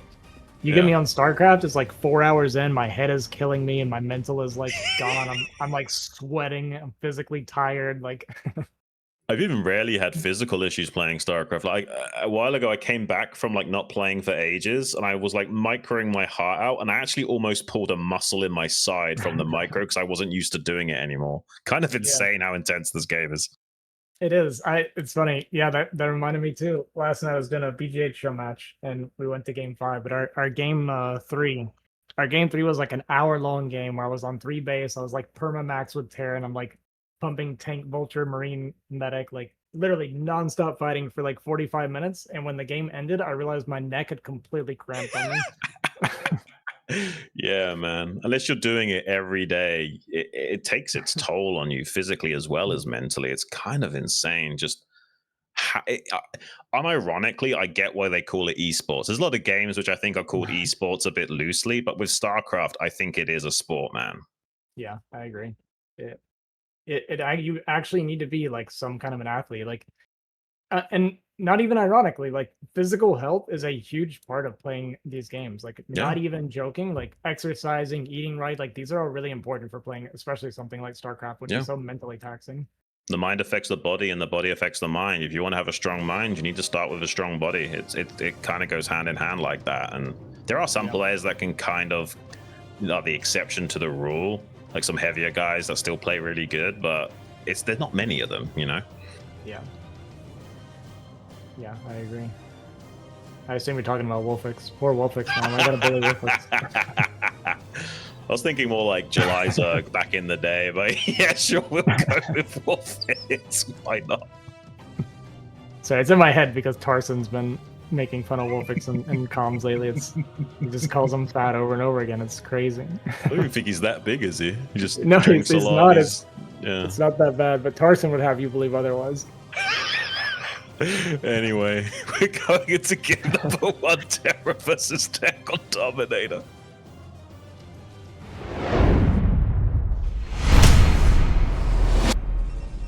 It's putting in the 3 o'clock position. The blue Protoss, Tech. And his opponent in the bottom left, the red Terran Terror. Terran?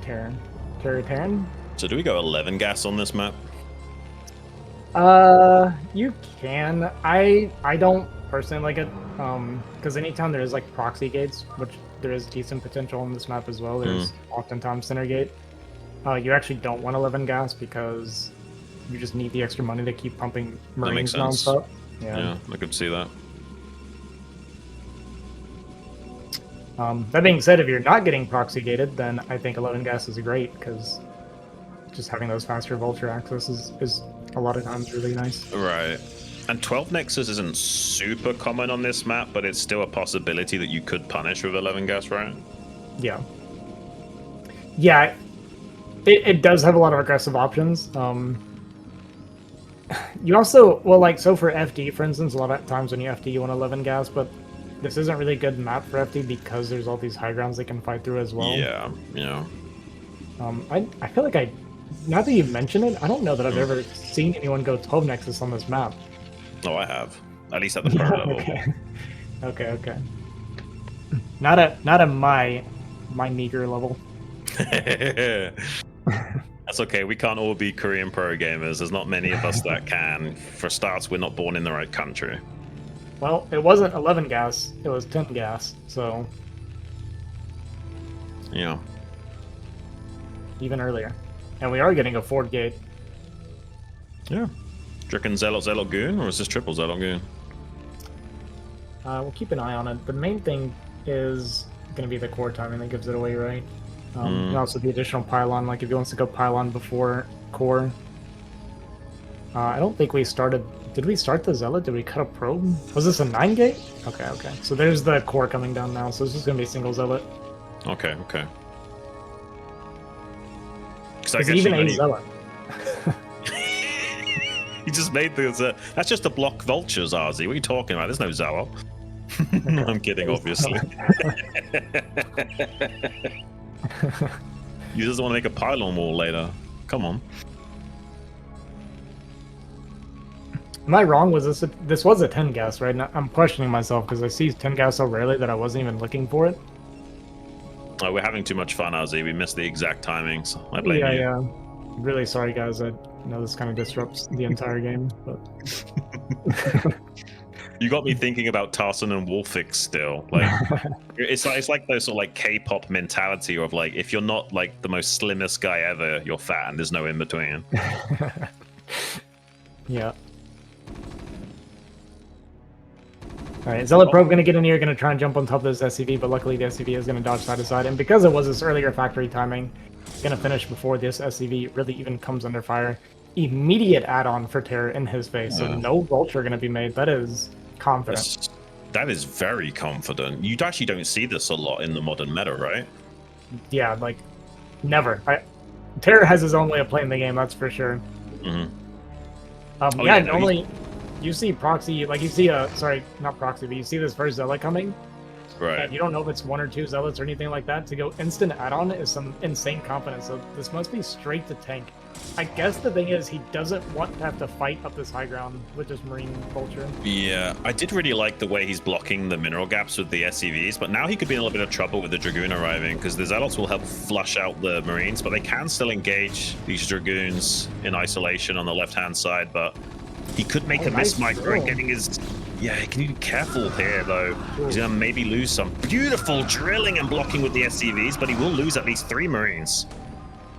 Yeah, but this went really well for Terra. For a second there, I kind of thought he was screwed, to be honest with you. Yeah, no, I actually thought he was going to lose a lot more than he did. Yeah, and now we got that 3 Marine, we got a tank. There's one that softened up Dragoon. A third Dragoon is on the way right now, so he's delaying that Nexus quite a bit to continue up this pressure. Second tank should be joining relatively soon, and when that's out, okay, with the Vulture, okay. But that's still good enough. We can hold the high ground here. If he's pushing, he's insane, which I guess we're insane. Oh! Terra laughs in the face of your predictions, RZ, but not for the right reasons. Losing that tank hurts a lot now. Maybe he can slip by with the Vulture and lay down some mines in the wake of those Dragoons, but this doesn't feel good still. Yeah, that feels awful, because now his own Nexus, or his own CC can be delayed for a long time, but his Dragoons are actually coming back, which really surprised me. I kind of thought these goons would want to go sit at the natural for Terran. Yeah, especially after killing the tank. Interesting. I also thought he was going to at least put 1 mine on the gateway, but I guess it's not the end of the world. Huh. Yeah. Well, I guess Tech, very defensive mindset here. I mean, I guess the thing was this Vulture was out and he was worried about if he went to the natural, his goons could be trapped there by mines. This might be why he wanted to come back home. Yeah, I don't hate it, but I feel like it's also a bit of a missed opportunity. I guess it's less chaotic, right? You don't have to keep track of things so much this way around. Yeah, I think that's exactly what it is. It's just, this is a much easier situation to manage. He had a slight advantage. He's going to take that advantage and go back home with it. Terra, really great immediate map vision with the mine coverage here. Considering, and I mean, on paper, this looks super greedy from Terra doing the mine double expand, but honestly, it's stronger than people think it is. It's just very hard to execute. Dude, that's what I'm saying, man. There's no middle ground for Terra. It's like, we're gonna push, and it's like, oh, my push failed. I guess I'm going full greed. Yeah. Well, he's, you know, he watched Breaking Bad, and he saw Mike talking about no half measures, and, you know, he took that to heart. Yeah, it seems like it. I mean, it's effective, obviously, right? Like, Terra, he has a lot of success. He has a lot of results, and I think it is this kind of, like, this kind of wild style that he plays makes him extremely hard to predict. It's 13 CCs, it's 10 gas pushes into mine triple. Like, you don't know what he's gonna do. Mm-hmm. I wonder if losing that tank will make it a little bit harder to stop Tech once he comes out with that observer. I still think there's technically a timing for Tech to abuse Terra here. It's going to be so long until he has 3 tanks.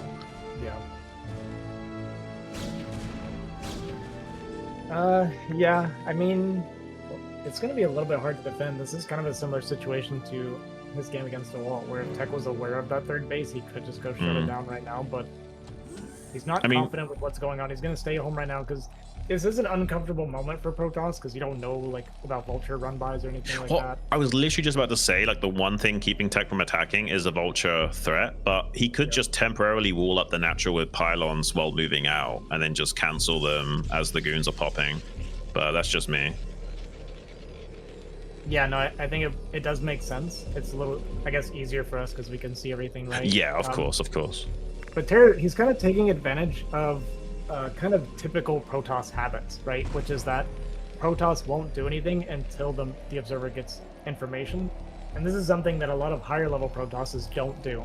Dewalt's a great, or not Dewalt, but Bonnet is a great example of when that first observer comes out, he almost always goes straight across the map with a bunch of goons. Yeah, for sure. Okay, well, he knows about the natural third of Terran now. He's going for a 2-base Arbiter play. So he will have a pretty good tech advantage against the economy advantage of Terra to work with. And I mean, this is a pretty good map for Arbiters when you're expanding away from the Protoss like this. It's not like you've taken the 6 o'clock in the mineral only to build like a natural defensive ring around your main anymore. Yeah, if Tech doesn't get any damage, this is kind of a nightmare scenario for him. When you're going for this Arbiter style, you don't want them to get away with the Sweetie, but we're going to push into these tanks, some nice volleys. We did eat a Mine Shot as well. Good pull here from the SCVs to body block as best they can. One tank going to remain, but it's going to go down. We're going to pull down from the third, and this should be enough to push this back. And overall, I'd say pretty well defended by TerrOr with how little he had. Honestly, he should be taking more damage than he is. He's kind of somehow threading the needle with these timings. I thought for sure he would be in trouble with how slow his tanks were going to be. But now he's stabilized. Like, now he's in a great spot.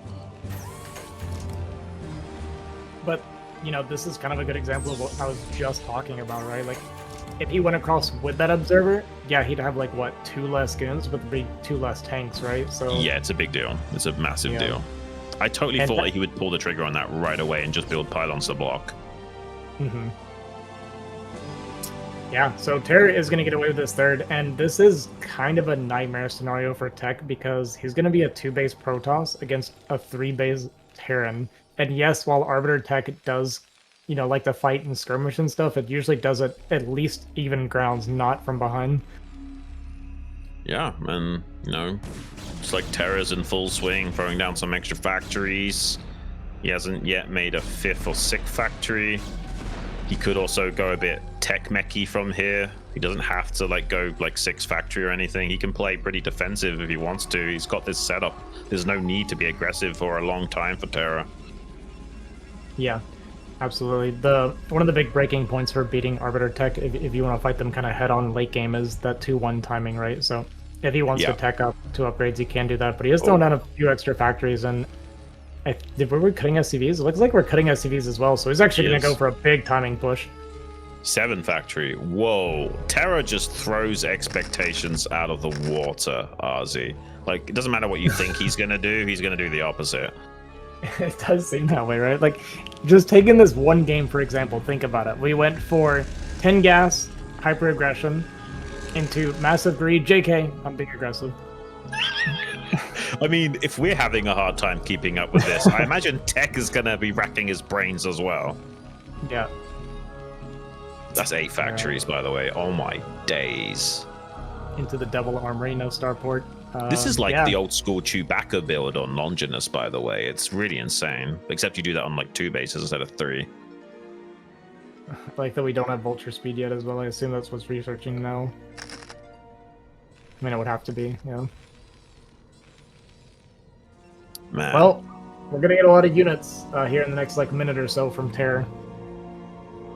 I mean, I don't hate it. It's kind of doubling down on what he already had. He's got a strong economy. He's staying army and economy. I mean, it kind of makes sense. It's not terrible at all. It just also doesn't feel necessary. But that might, you know, obfuscate expectations a little bit from Tech. I mean, I don't think he's going to be expecting this kind of timing coming out of Terra. Yeah, I guess TerrOr is not going to be pushing super soon because he did just start that 1-1, so he might want to wait for 1-1. I guess we're gonna have like a max 1-1 timing push that we're gonna be going for. was about to say, there is a way of playing on maps like this where you kind of just go all the way up to like 180 supply and hit 1-1 hits, and you're never getting that +2 for like ages, but you have such a massive army when you do finally move out. Well, we have the most random DT drop I've ever seen before. You can kill the armories though. Yeah, well that's the thing, is it could actually do a lot of damage, yeah. Let me drop a few actuallys in there for you. Well, let's see, because there should be at least enough scan with 3 comsats that this doesn't work. I guess he's killing a few units in the process, and I don't think he targeted down the armory quick enough to even make that a possibility. So it looks like Terra's getting away with murder, but another recall coming in. Hold the phone a second, because he didn't pull back that many units. Opta goes down, but this could be successful. I mean, these tanks are pretty late to getting to the party. There is a world in which he cycles down with these Dragoons and kills a few depots and an armory here, maybe. Yeah, so I guess the DT drop was more kind of a prep for the recall that was coming in. Unfortunately, the turrets got rebuilt pretty quick. He's going to be able to kill 1 armory and deny that, so that's good for him. We'll see if that's going to be the +1 or +1 in armor or weapons later. Actually, yeah. might get both. Oh my gosh. It's so close. I think he gets it. Yeah, he gets it. Wow. That's really good for Tech. Because now he just needs to, you know, have a strong game. He doesn't need to do anything in particular. Oh my god. This game is absolutely cracked, Ozzy. Like, I was about to say, he doesn't even need to do anything fancy to win this game, but that's a win more button if I've ever seen one. I mean, carriers against 0-0 mech, that's going to be a field day. Yeah, 0-0 mech does not do well even against upgraded carriers. They kill them so slowly. And oof. This is actually very hard to play against as a Terran player. I've run into many times where they go Arbiter open into like instant carriers, and it's very confusing because the carriers come so fast, and your brain is stuck on dealing with arbiters, right? And then carriers show up. No, for sure. I mean, he also probably won't make a science facility for a little bit of time here, so he's not even gonna have like a way of like EMPing the carriers to equal the power scaling or anything. He's just gonna double down on anti-recall defense, and there's another massive recall coming into that 9 o'clock. He actually misses a lot of the mines. So this attack actually might be somewhat successful. It's going to kill some SCVs. There's a potential huge mine on the SCV line. He does get it. So even though Terra's going to eventually clean this up, this has already been pretty successful. And he's just buying time for the carriers, really. Yeah, that entire mineral line died, unfortunately. There was 1 mine on the ramp that caught the entire transfer as well. Very, very unlucky for Terran. So he's going to be kind of in recovery mode, not realizing that there's carriers behind this. Yeah, he's in recovery mode. He doesn't realize that he needs to be in attacking mode. Like, his tiny window of punishing the carriers is evaporating. You've got like between a 2 and a 3 minute attack window once they're producing those carriers. And if you don't identify them quick enough, they will get up to a large enough count that you can't even really combat them anymore. I mean, 3 is not really going to do a lot, but once they get 6, oh my days, you're in trouble as Terran. Yeah, 6 is kind of like where it starts getting scary. 8+ is when it starts getting very difficult. Yeah, for sure. But yeah, 4 can fight, 6 is scary. Yeah. All right, carriers going to show themselves here now. Well, with these 0-0 Goliaths, I feel like even 3 carriers is going to do the job of 4 almost. Yeah, pretty much. The Goliath can't even kill interceptors hardly with these upgrades. It's very, very low DPS on the interceptors.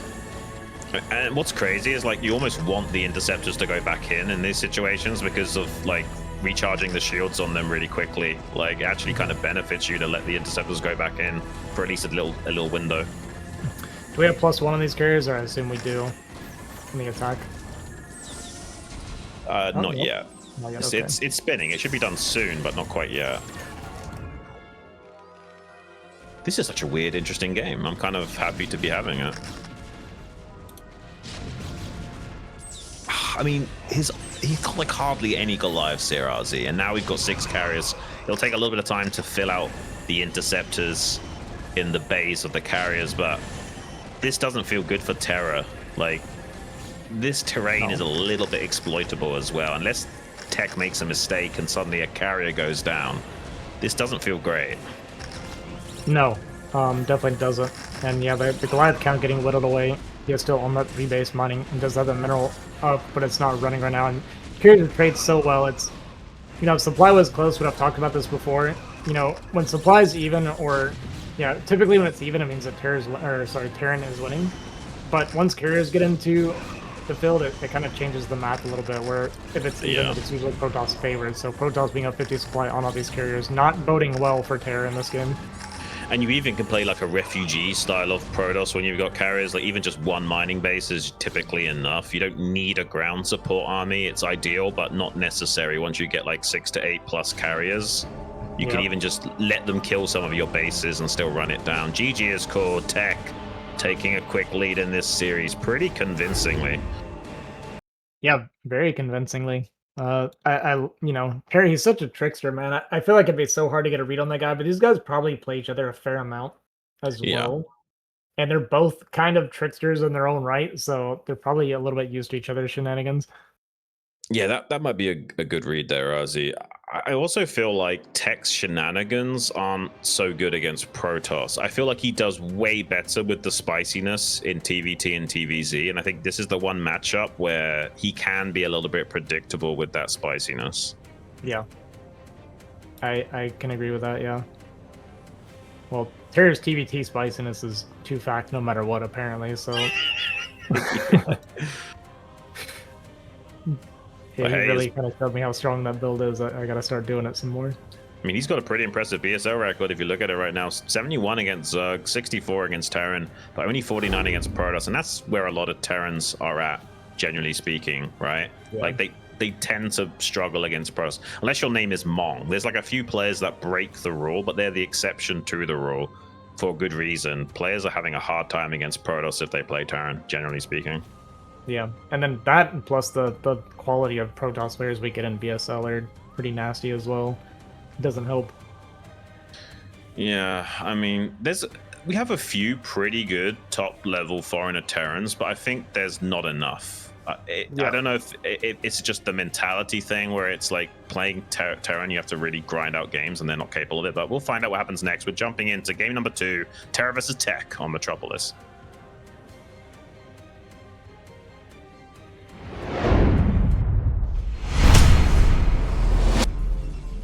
Spawning in the top left, currently leading the series 1-0, the blue Protoss Tech. Right, spawning here in the bottom right corner, our red Terran player, Terran. It's a shame, man. We need like one of these guys to figure out TVP and show us the way. We really do. TVP is what's like holding me back massively on the ladder right now as well. It's funny, Wolfix was laddering this morning, and I was like, oh, okay, I'll watch him play, because I know his TV is pretty solid. And then he played against, like, 4 gate expands in a row that he just killed with a rush. And I was like, this isn't helping me. Like, can someone play, like, a normal Nexus time against Wolfix, please? Yeah. I think that's another problem with playing Terran, is that there's so much you need to learn to get to the next plateau of skill that it can actually be hard to isolate that skill set in practice, where you end up having to play the way you don't want to play. And you might know how to play that way, but you want to practice this other thing over here that you never get to try out. Yep, exactly. And I think that is the thing for a lot of Terran players that they do struggle with this matchup, is that there's so many different looks and so many different responses to what you're looking at, right? Whereas, like, you know, TVZ or TVT, the responses are generally figured out, right? TVZ especially is pretty simple. You kind of do your own build and you can easily adjust it as you go. But TVP there are a lot of different responses and variations, like even just the different Nexus timings, right? There's like 12 Nexus, there's Gate Expand, there's 19 Nexus, 23 Nexus, like 29 Nexus. There's so many different things that you have to look at. Right. Have you seen what Mong does? He kind of does like a bunker expand, but he actually still takes his gas, and he's got a faster factory with the Rax expand. It's kind of really strange what he does. I've seen some, I don't know if I've seen the one specifically you're talking about. I've seen some kind of strange variations of it, and I actually kind of liked it. I just feel so uncomfortable if I don't get my vulture out before goons are blocking me. All right, Terra took his gas at like almost a Mong timing. Like, unironically, he took it like about 14 gas. I think Mong takes it ever so slightly later, but this is almost lining up to a Mong timing. Yeah, this was a very late gas actually. So this is going to be strange. Is this going to be that one-on-gas expand factory that I was kind of talking about? It's what it looks like it's going to be. It's so weird. I literally just started talking about Mong, and Terra's actually going to start playing a little bit like Mong here. Can I see the Matrix, Ozzy? Yeah, alright, so it's interesting. I see this build very, very, very rarely, so it'll be kind of interesting for me to see it played out a bit more. So yeah, it's going to be a 21 CC timing. I'm curious, do we just keep one on gas? Okay, we do go back on gas. I think once you put the CC down, you go on gas, yeah. Yeah, makes sense. And it actually lines up pretty well looking at the resource as well. That's yeah, perfect. Mong does this for a reason, man. He's got one of the most scariest TVPs out of everyone. I really wish like we had some like translated interviews and we could sit down with these more obscure players like Mong and try and get inside their head more with why they do what they do and how it works and the thought process and all that stuff. Yeah, I would love stuff like that because like I see this and I'm like, okay, it lines up. That's really cool. What do we do with this? Right. That's my next question. Like, what does this mean? Like, it's cool. I like it. We have good. But we need to know the intricacies of it, right? Yeah, and what about the 1,000 different things that we can do from here now, depending on our opponent? Like, this is the part that I would struggle with, of course. For sure, for sure. I think that's the hardest thing about Terran, is just there's so much behavior tree to be aware of. Try to get the moving shot on that SCV, but it is going to be... It should be chased down. The Dragoon is going to be slightly faster, so he's going to be able to clean that up. Yeah, interestingly enough, Dragoons, like Ultralisks and Goliaths, they have the weirdest animation for moving. Like, they don't move at a consistent speed. It's like, at different points of their animations, they move at, like, either really slow or really fast. They kind of walk in a wonky way, which is why they glitch out. Yeah. Yeah, the inconsistency can make them... A lot of people don't like goons because they can be hard to control because of that, and you probably already know this, but it's because as they're walking, when their legs are like moving out like that, it actually changes the model size, right? Which can cause like overlapping and get them to block on things that they wouldn't be blocked on when they were originally going through, right? So this is what makes goons like such a nightmare to go up ramps with and stuff like that. Yeah, and that in combination with the varied walk speed, it's a recipe for disaster unless you're really manually controlling their movements. Yeah. Yeah, it can even make it a pain because you can't even walk in straight lines with them if they're touching each other because they start pushing each other because of the changes in their size. Well, it seems like it's going to be a drop follow-up here from Terra.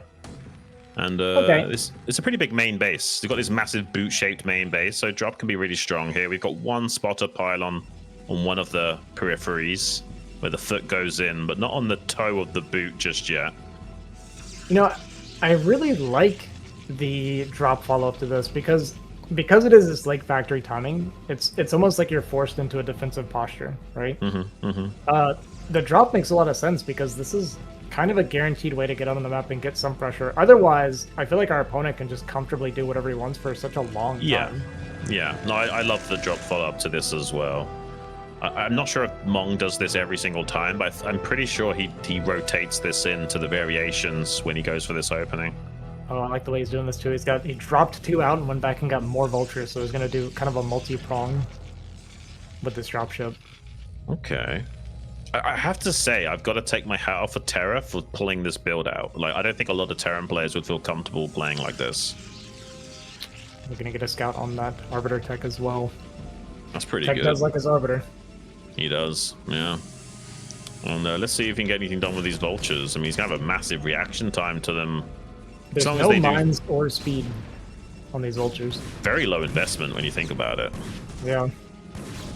I mean, killing like 2 or 3 probes is kind of okay with this lack of investment on the vultures, I would say. Yeah, there's only 2 vultures. Did we lose the other 2? I guess we ran them in. I didn't even notice. I missed that, yeah.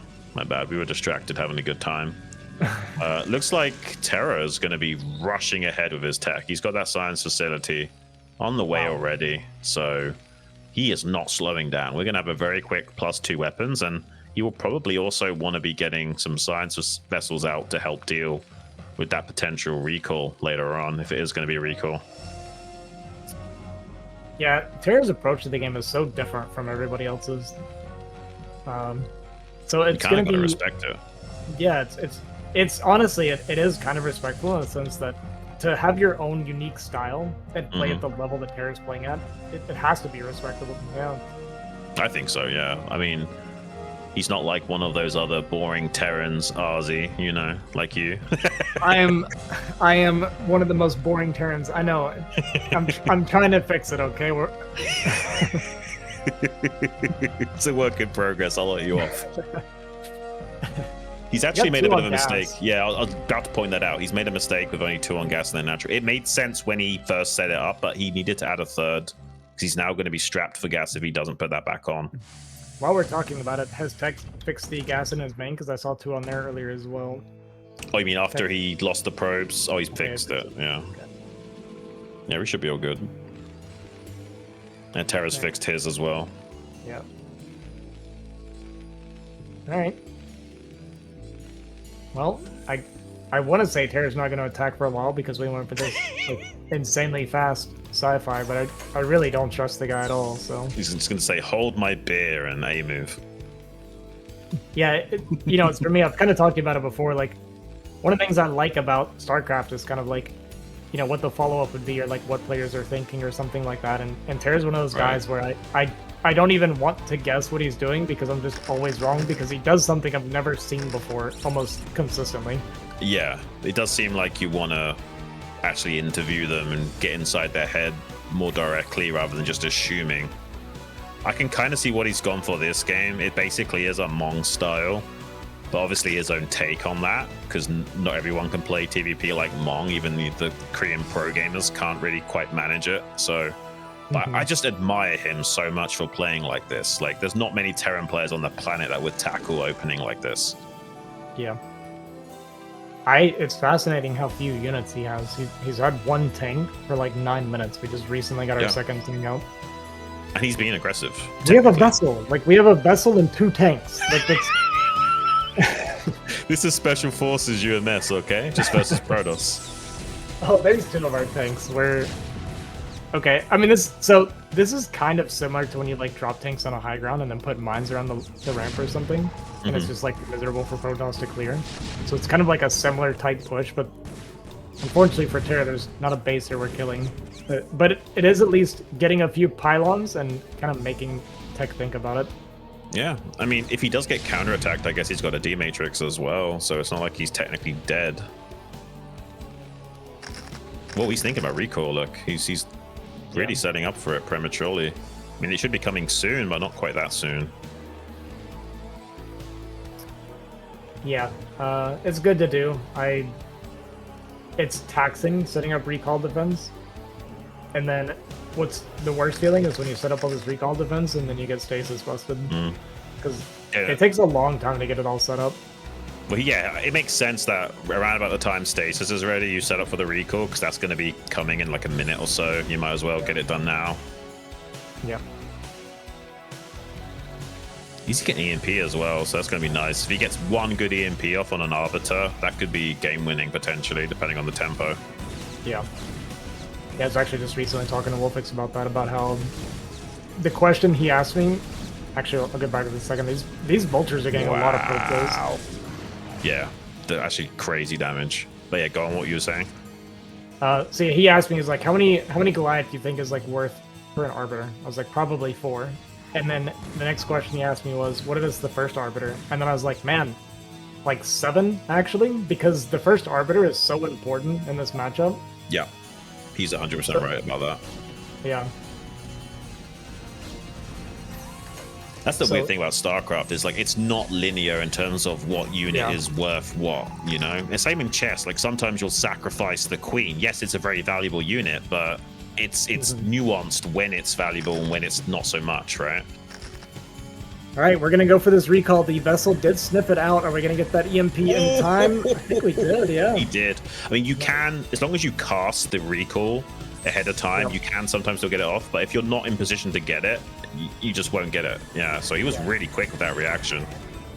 That's why I worded it that way, because we all know how many thousands of times have I EMP'd an Arbiter and then 4 seconds later the recall goes off. Like, yeah, plus the EMP missile is literally a projectile, so getting it to synchronize when you want it to, not always going to happen.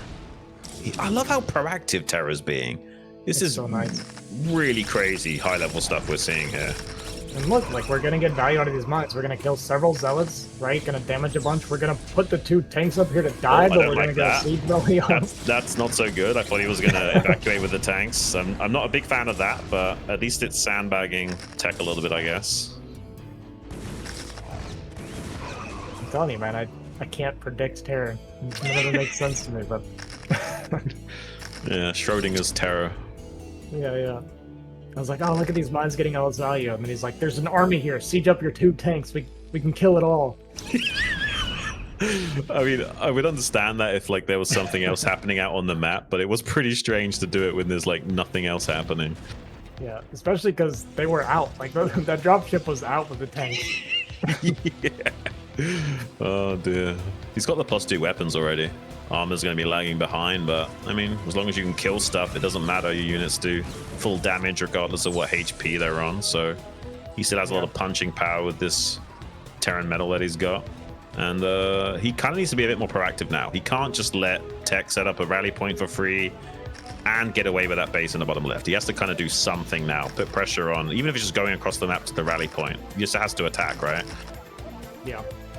Yeah, this is a moment where going to the rally would be good. We're going to get a counter recall, though, as Terra's moving across, and this is going to be very painful for Terra. Even though Terra's army, I think, is very superior to Tech's, this is a win condition for Tech. He's got stuff going in both corners here. We're going to deny this 3rd base, and it's going to start starving Terra out, so it's going to be a do-or-die push for Terra. Yeah, unfortunately. He's kind of locked into attacking now. There's no way you want to go back and defend in this situation. You won't even save the command center, so why would you bother? Makes sense to just try and run it down. I mean, Flash would even play this way, right? Just like defend with rallied units while attacking in most situations. And kind of get behind it. But he has to go quick. Like, Tech is setting up a rally point in the top right. I love this move, splitting off the tanks. You always have to split off a few tanks to start playing whack-a-mole with the expansions once you've got the Protoss contained. Yeah. Yeah, this is where time starts becoming extremely important for Terra. He has to really maximize how fast we're starting to knock these bases down, because he is on a timer. Tech is going to be on mining him by quite a bit relatively soon, because Terra is going to be mining on his main and natural in the next couple minutes. And Tech wants to be setting up gateways in the top right, as well as trying to defend his main base from the rallies, or with the rallies. And he's actually killed enough pylons and nexuses that he supply blocked Tech. This could be a bit of a tempo swing, and that stasis is not really accomplishing a whole lot. And an EMP to make it so the energy is going to take a long time, literally 2 minutes to get another stasis available on those. So it's a massive timing window now for Terra to start running it down on these bases. I want to point out how fast and decisively Terra did that. We do have 3 carriers coming out, actually. That is pretty painful, but think about it. It was like 45 seconds ago, Terra pushed into the natural. Tech's down 2 bases now, or 3 bases total. He's on 1 base mining all of a sudden. Terra did that so incredibly fast. This was like an any percentage run from Terra, just speed running his way through knocking down those bases. There's a lot of Terran players that just take their sweet time getting around the map in these situations. Not him. That's like record time. He's ahead in supply. He technically has total tempo advantage. Those carriers will eventually catch up and cause mayhem, but he's got a window to still kill this base in the top right. Yeah, these carriers are going to be very far away from cleaning this up. We have 3... Was that 4 vessels? 4 vessels with lots of energy, so at least 2 D-Matrix available, maybe even an EMP on top of that. Pushing out this ramp is pretty annoying, but there's no storms up here to make it extra miserable. Huge EMP softens up every single bit of that army. Tech gonna bring a bunch of his army back to try and get a flank here, but Terra up 50 supply now. I think he's gonna be able to clean this up pretty easily. The only thing he really is gonna be worried about is gonna be these 6 carriers. He kind of needs to D-Matrix a couple of Goliaths or something, and even then, he can just target down the Goliaths which aren't D-Matrix. This is going to be a little bit challenging. We don't Goliath range. Oh, no. No Karen boosters, boys. This is not going to be good for Terra. He's actually going to kill the Nexus, though. Like, this game isn't technically over. Like, there's a way that Terra can still claw this back. It's just going to be hard with that amount of carriers that have been mustered already. Yeah, he did get a CC built that he plans on front of that 6 o'clock position, but these carriers are going to get a lot of value. Tech is retaking that 9 o'clock position. Oh. And even though it's interesting, it's like Terra's up 60 supply when this fight started, and it's like, man, Terra's in trouble. He's cutting off the retreat of those tanks perfectly with the infantry on the ground as well. Nice. On supplies alone, you'd think that TerrOr was winning, but technically on paper, this is a Protoss game still. It's kind of crazy, but TerrOr is going to be banking up a lot of Goliaths. He does have that +2 weapons, so we'll still have a chance at winning this. And if he can somehow shut down that tiny bit of dribble of income that Tech is on, that would be huge, but he can't quite get in there with his vultures to kill all the probes. Yeah. The roles have kind of swapped here. Now it's Tech that's more on a timer. Although he's getting this top right base, I think this is really, really smart. He's got that arbiter up there as well, so he might could even try to get a recall. Gonna see that he's retaking this 3 o'clock. I think I was gonna say we're floating a CC to 6, but it's kind of going into Narnia, so we'll see where that one ends up at. He's like he's undecided. Do I take the middle? Do I take 6? We'll figure it out later. I do think the middle base against carriers in this situation is incredibly strong, by the way. Okay, so it was great that he EMP'd the carriers, but he sacrificed 2 vessels to do so, unfortunately. So not as good as it could have been. Yeah. Guys, don't underestimate taking the middle base against carriers on this map. By the way, it's very hard for them to siege the middle of the map. Unironically. Because the carriers are forced into open space if they want to try to fight you, and that's the last thing they want to do. And there's a lot of situations where taking the middle as your 4th as Terran just simplifies the game state, even when you're not against carriers. So when you're dealing with this sort of situation, it's actually a pretty good idea. All right. A lot of the interceptors going down. I mean, the end upgrades for this mech should be pretty strong. Oh, it's only 2-1. I thought we might be +3 by now. Okay, he's sacrificing the vessels, though. They're really precious. It's a shame. It's the tech advantage that he had. Oh, he doesn't kill the Arbiter for the stasis as well. And there's nothing to help buffer against the Dragoons. There's even a DT thrown into the mix down there. Wow. Man, that's a lot of ice cubes. I mean, sometimes, you know, you like to cool down your drink, but when there's more ice than drink, you're not happy. Wow, what a game this was. I had a hard time predicting this one Same. all the way up to the end here. But these stasis were huge. We actually got a pretty good goon count built up as well, and like you said, that even that DT getting there and fixing it up. But with this going down, Terra's going to try to fight it out, but unfortunately his supply is almost entirely SCVs at this point. It's strange, because even though Terra's going to lose this game, I still have to take my hat off to him that he even wanted to play this way. Like, I love that he went for that Monk-style opening, and he had a really strong game here, and was really quick at whacking the bases off the map as well. Like, he showed a lot of promise and potential with this play, despite ultimately being at his demise. Yeah. Yeah, it was a cool look. I liked it a lot.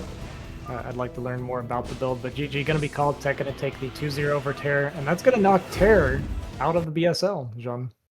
Yeah, it's a shame, because I really wanted to see the TVP in that lower bracket. And well, we're going to see some more PvP action, and we've already seen some pretty spicy PvP, so that trend will continue, and we'll be having Semih going up against Tech.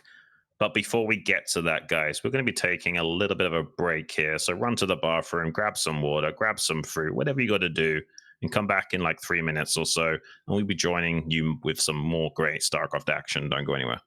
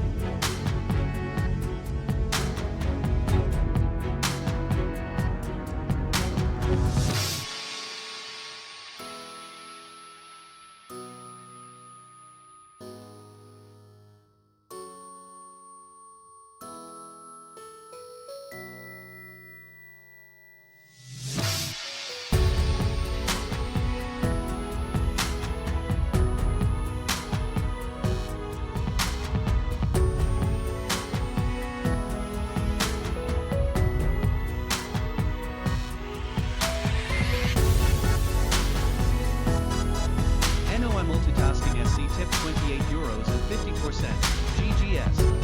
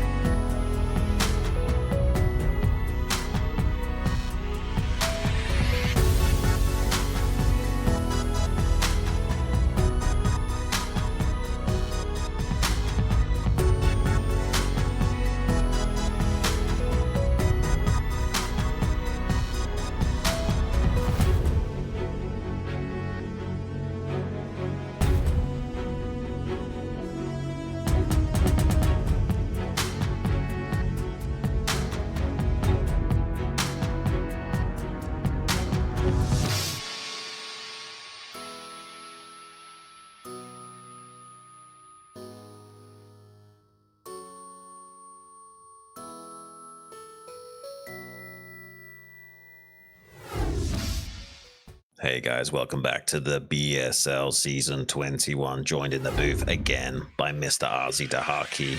What a crazy group this has been, and a bit of a rematch now, Semih versus Tech. Semih seemed to overcome some pretty dire odds in those first two games. Will he be able to do it again, do you think? Well, based on what we saw, I'm going to say yes. You know, I'd feel more comfortable if he plays a cleaner game from beginning to end, but you know, he's finding his win conditions. He's finding a way to make it work. So, like I said from the beginning, I wasn't gonna hide my bias. I'm rooting for Semih pretty hard here. Yeah, I had to say that I was rooting for him right from the start. I didn't think it'd be fair if I tried to disguise my bias. You just got to come out with it and say, "This is my guy. I want him to win." I actually did throw him a DM, by the way. I said, "Don't do gay with your main." Along with some other words of encouragement, of course. Yeah, of course. All right, well, yeah, I mean, the group's been pretty interesting. I thought for sure that we'd be getting, you know, mostly TVP on the day, but looks like that's not what's going to be what happens here. Tech actually taking out TerrOr 2-0, so Tech's TVP looking pretty strong in these games, but gonna get that rematch with Semih. We'll see if he can use his lead to kind of close it out properly from here, or if Semih can just continue these comebacks. Let's jump into it. Semih versus Tech, Metropolis.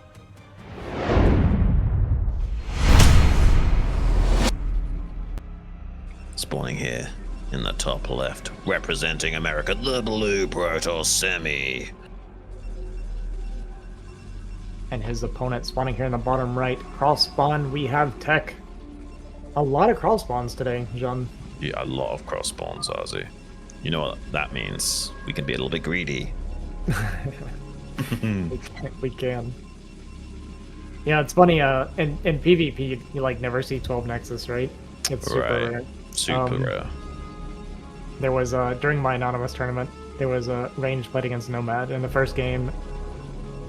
Ranged won. I guess he lost the first game and he thought it was Semih, right? And then in the second game, Nomad went 12 Nexus, and then Range was like, "Oh, okay, I'm against Nomad," because nobody else would ever do that PvP. Yes, Semih wouldn't have done 12 Nexus. You're right.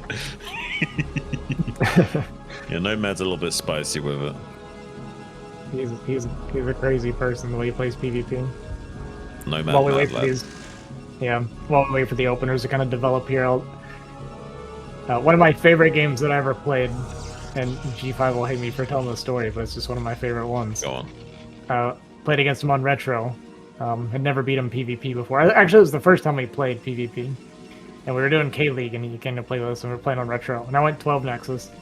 And he went DT drop and killed my entire main base. And I just made 4-gate speed lot out of my natural and killed him.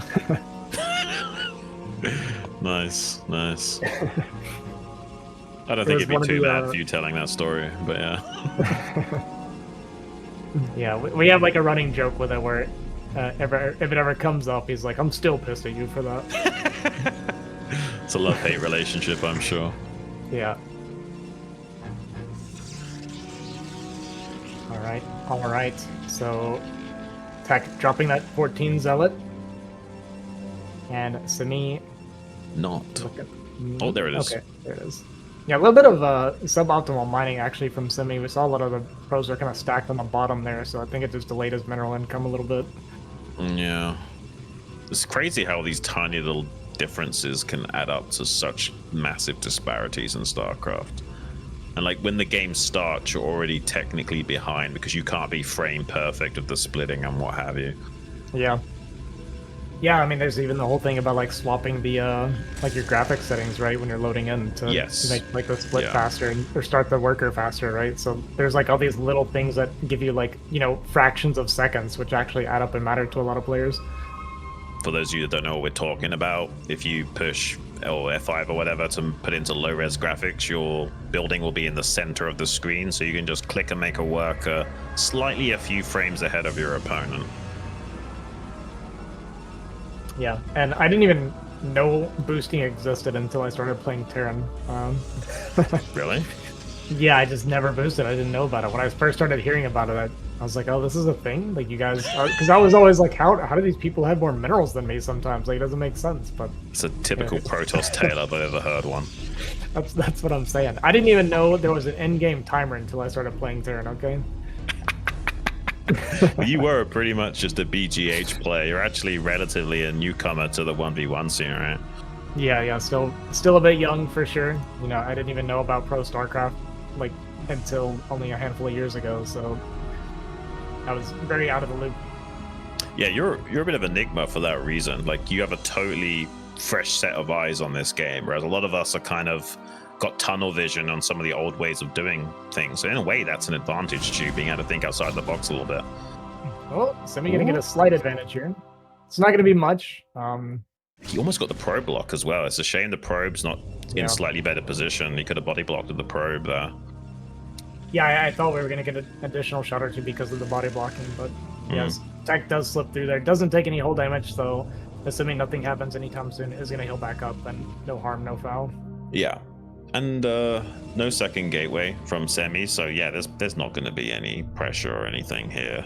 And I imagine this will be a very standard game from this point onwards, at least for the time being.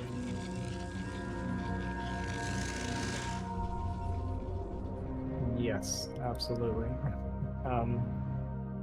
Yeah, so Tech gonna walk out here with a couple of goons. He kind of did the same thing that he did earlier with these kind of multiple zealots into goons. It's kind of an interesting opener to go for. You don't see it very often.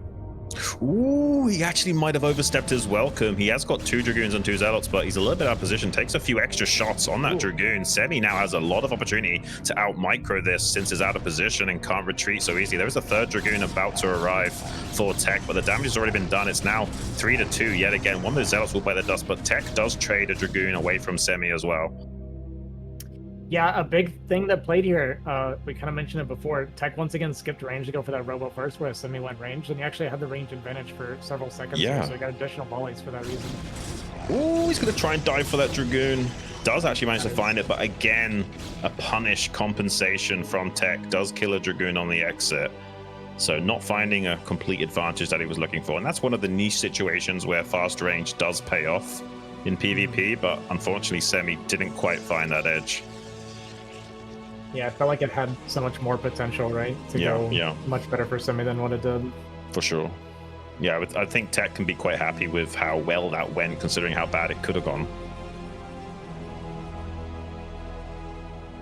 Yeah. All right, so Nexus coming down for both players. Okay, there's the support bay, a little bit hidden behind the camera there.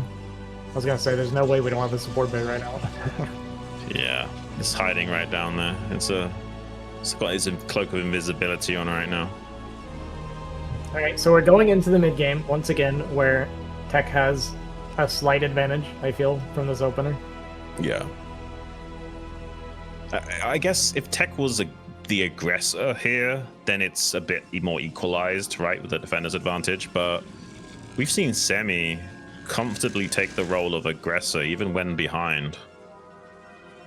It's so strange to me that Tech added a third zealot just now. We weren't hurting for gas, so I don't know why he wants those additional zealots like he does.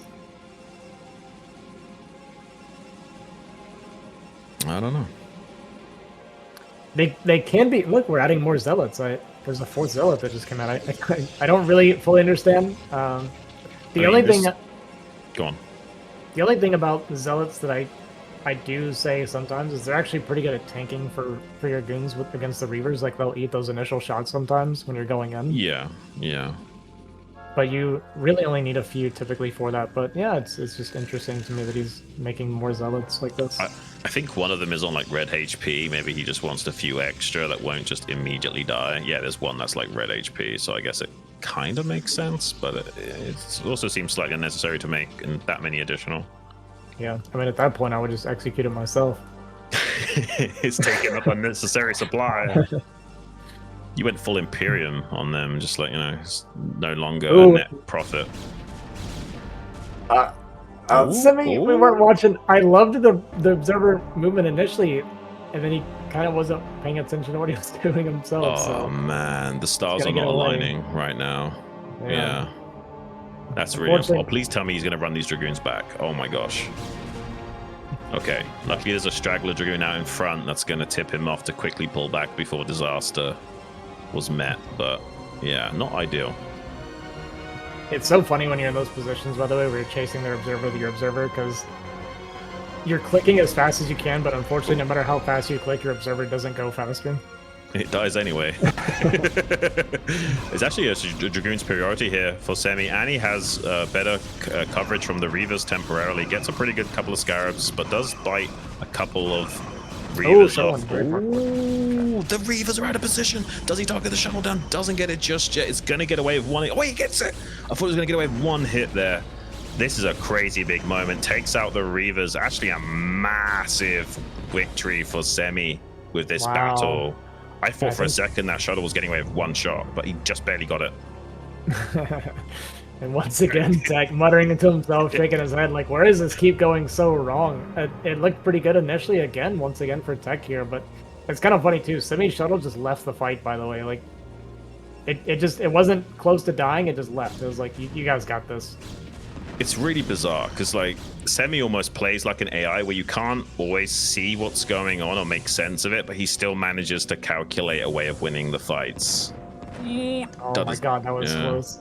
I think it was the next probe in line that I was trying to reach. That was very close.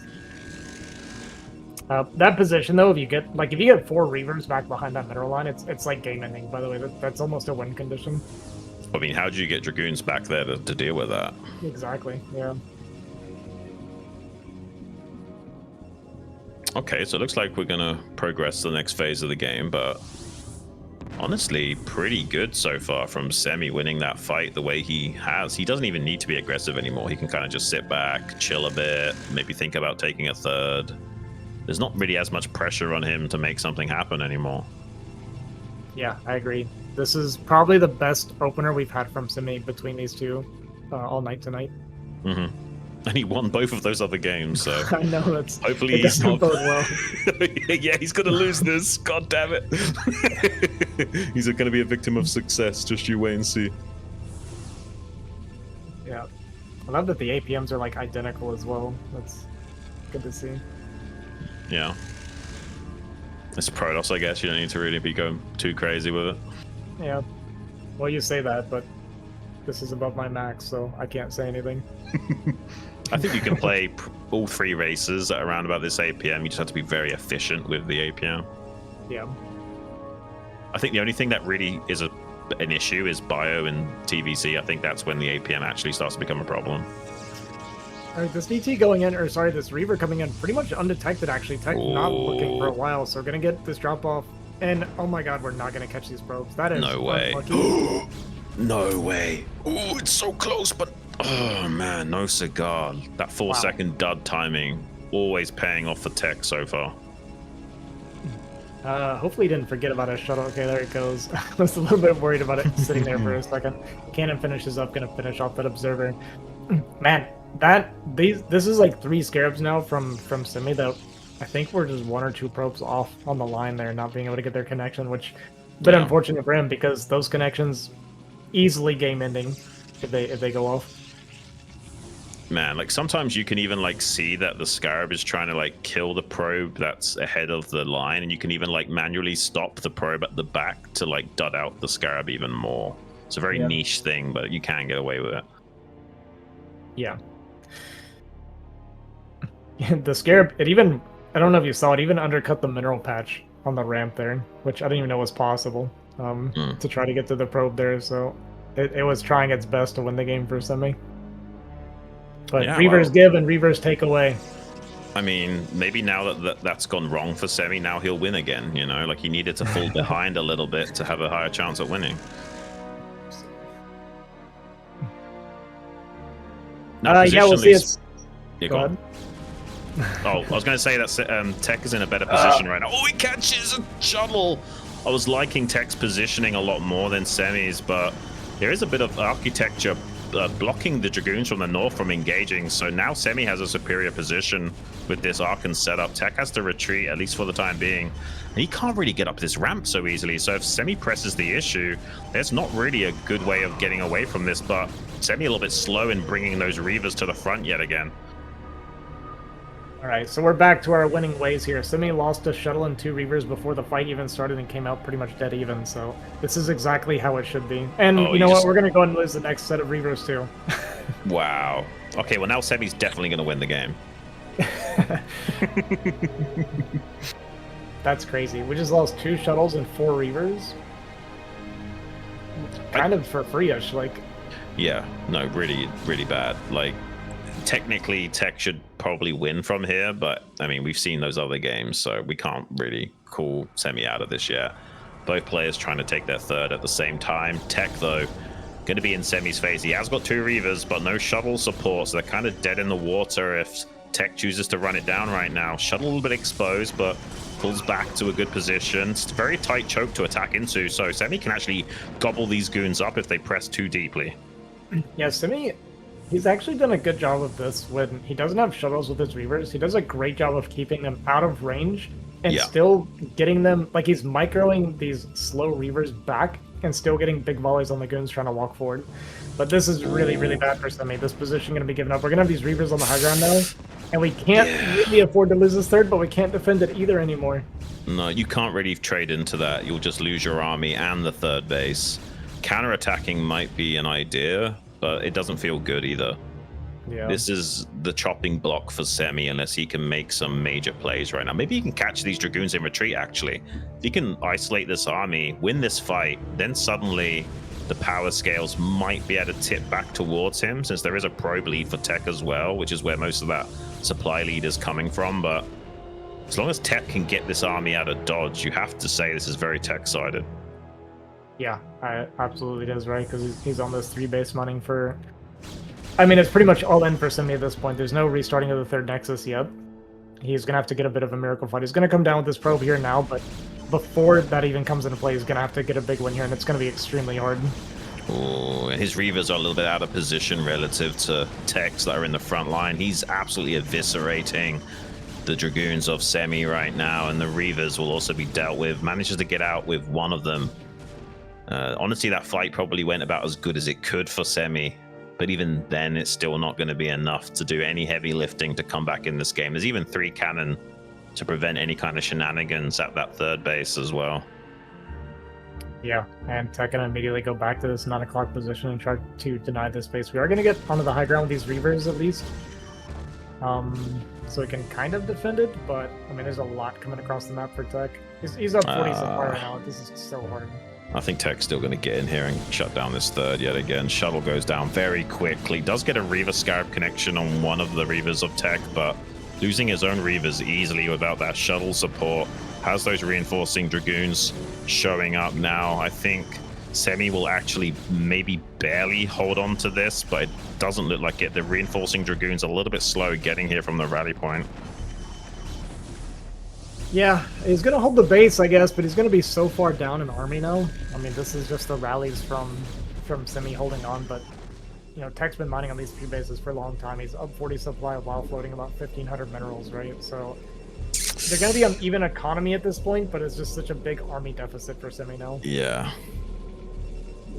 I mean, there is something to be said for playing from behind gives you a more clear sense of urgency at how you need to play the game.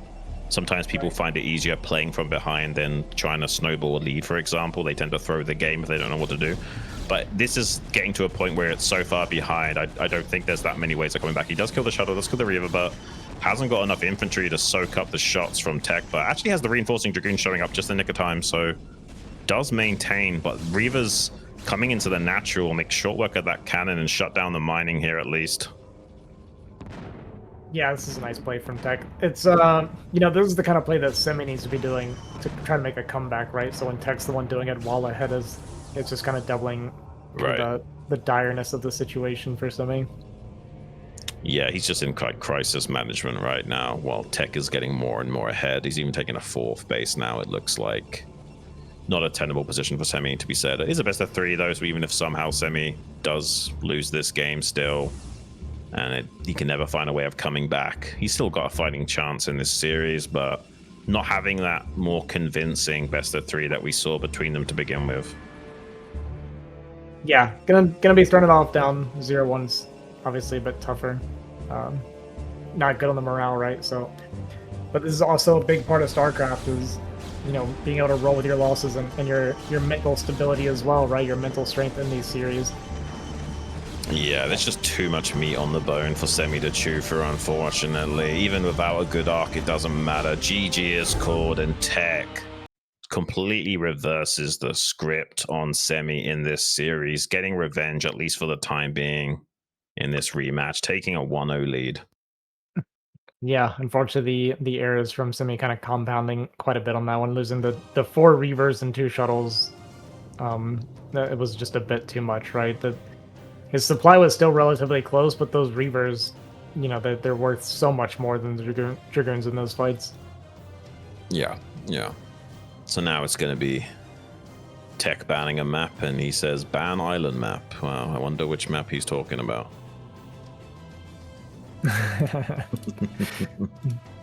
He's not in the mood for Island screaming. map. I like when people call it the island map. I feel like part of it's because the map name got changed on us like 3 times, so nobody even knows what to call it anymore. Well, it's got like multiple translations, right? So yeah, it seems like most people have leaned into calling it Screaming Sea, so I've just been going with that. But yeah, there's 3 or 4 ways of calling that map. Yeah, I call it Screaming Sea because the other one that I keep hearing a lot is Roaring Currents, and I'm gonna be honest with you, the word roaring is really annoying to say, so I just go with Screaming Sea. I just don't think Roaring Currents sounds as good as Screaming Sea as well. Yeah, 100% agree. Because Aldermock is the actual original name with the 3 translations: Screaming Sea, Roaring Currents, and I think one other, but most people seem to be calling it Screaming Sea. Yeah, it just flows nicer. Yeah, I think so. No pun intended, by the way. It's actually based on real Korean geography, by the way, based on an actual battle that took place on the Strait. You know, That would make sense. Yep. Looks like both players are ready, so we're jumping right on into game number 2, Tech versus Semih on Polestar. Let's get it, guys.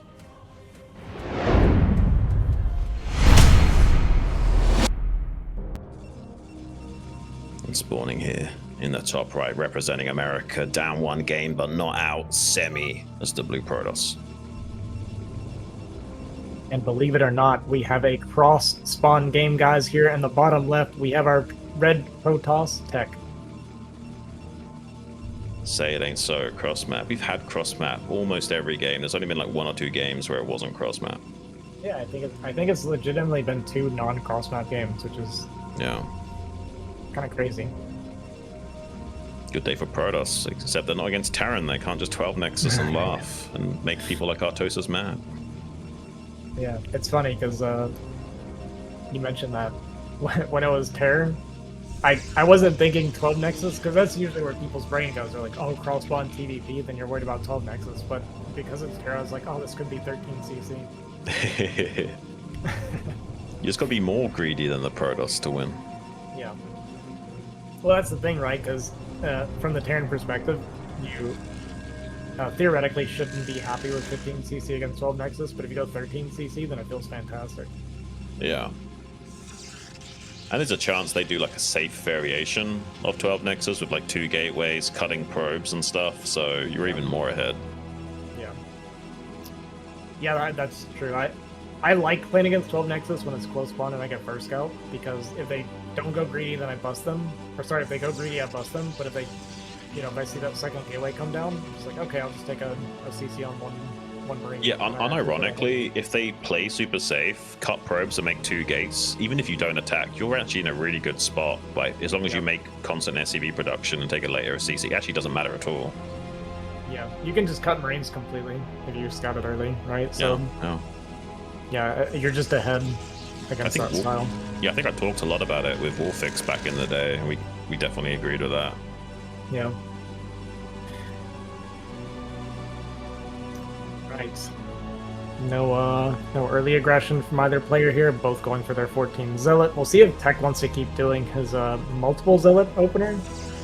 It seems like he's kind of been favoring it quite a bit. He might be doing it because Semih does go for that 10-12 sometimes. Right. So and he kind of got away with it, right? Like, Semih went fast range, caught him with his pants down, and he still was okay, so he's got to be feeling good about it. Yeah. Yeah, that's actually a really good point. It was... Tech was out on the map. It was kind of the best possibility for Semih to make the most out of his range, and it didn't work out for him. Mm-hmm. Let's see if he wants to do that. It does seem like he doesn't get the kill, or rather the block on the probe. And he actually lost his own probes. Yeah. That's really rough for Semih. Losing the probe scout and not being able to deny this one. That's pretty rough. Kill it? Kill it? No? Okay. Well, a little bit unfortunate. He did try to. Yeah, he went to do it, yeah. Probe spun in circles instead, He suddenly wanted to become a dancer and then realized he's not sentient, he's just a little robot worker, so he got back to work, It's funny. One of the things about StarCraft, I almost get entertainment out of the way it infuriates me sometimes. And you're a masochist is what you're telling me. Not exactly, but like in hindsight it's funny. In the moment it's like enraging. But like when a probe shows up and starts attacking my SCV and I go to pull an SCV off the bottom of the middle on it, and then it'll spin like 6 circles while my other SCV just doesn't bounce a single time and basically dies without moving. I'm just like, man, I love this. I'm having fun. Oh jeez. Yeah. You need to borrow Flash's SCVs, man. Yeah. It almost makes you think when you watch certain players that it's like, is there a micro I'm missing out on to make my SCVs move while they're building? Like, maybe. Like for instance, Bonnet. Like when I watch Bonnet, he doesn't seem to have such an issue with his units. I think players like Bonnet, they're more microcentric, so they have a more intuition on like what they need to do to get what their units what they want their units to do. So they'll throw in a few extra commands and clicks and drilling to make sure it gets out and does what they want it to do, right? Yeah. They'll give it a little bit of extra attention. I think Artosis said that once in one of his videos on YouTube ages ago. He said, like, anything you apply more attention to will generally yield a better result in StarCraft. Yeah. That makes a lot of sense, yeah. Yeah, I mean, there is actually a lot of truth to it, and Bonnet even made, bringing him up again, a comment about it when I was talking to him about those things. Or it wasn't me, somebody said something about, something being unlucky, and Bonnet was saying that when it comes to unit control, there's no such thing as bad luck. No, if but- you understand the game engine and how the units function, yeah, you can rule out luck most of the time. Yeah. That's why players like Snow are so good, right? They've just got the Exactly. game engine built into them, and they get what they want out of it. Yeah. No, it's exactly true. All Play right, less so lazy, Ozzy. Go on. yeah, basically, right? 2K robot of both players once again. Well, actually, no, Semih this time with the faster support bay here, but he's gonna be a faster Nexus from Tech. So I wonder if we'll get some pressure out of Semih. Well, he actually might kill the Observer potentially. That's going to be a huge deal if he Oh. catches this. Yeah, this is actually really painful for Semih. He can't get away with it. He's going to die. That's unfortunate, man. That's such a big advantage to Tech now. Yeah, that's painful because he's not gonna see the Nexus, and he has to rebuild an Observer. Yeah. But he wants to be going into Reaver Shuttle. But he doesn't know that he needs the Reaver Shuttle to get aggressive here. Exactly. He has no idea what he even needs to do, so he's going to do nothing right, if you know what I mean. Like, he's not going to be optimized or min-maxed to what he needs to do now. Yeah, he might actually just drop his own. Okay, he might just go, realizing this is a possibility, which, Yeah, it's not a bad idea. yeah, I like it. I think that's very smart. Well, either you're wrong and you just need to back up, or you're right and you aren't in trouble because you lost the Observer. It kind of makes sense, although he's kind of hesitating a tiny bit there. And a safety battery. Well, there's going to be no shuttle here for Tech, so once again, Semih's going to be in position to potentially get a lot of damage. He's going to come back for the second Reaver. I think that makes sense, because the one Reaver, especially against the shield battery, is kind of whatever. Multiple shield Yeah. There's 2 shield batteries and 2 AI pylons. Like, Tech ain't kidding around. He just doesn't want to take any damage, and he's not wrong for that, because if he gets away with this Nexus and doesn't take any losses, he's in a phenomenal spot. Counts as one of them, though, the batteries, I mean. Yeah, it's funny. He's getting baited by Semih coming back to regroup. He thought that Semih was pulling off the gas, but that's actually not what's going to be happening. I kind of didn't like that battery either, though, to be fair, because Blocking way too really, much. Yeah, it really kind of had Tech like stifled by his own SimCity. Yeah, I agree. I like it like this, as he's got it now, a lot better, despite lack of recharge. And this second AI pylon's really nice. Third AI pylon, it's good. Yeah, I think this is great compensation. Semih's going to try and poke in here gradually, but takes a shot from Tech's Scarab. Ooh, that's massive for Semih!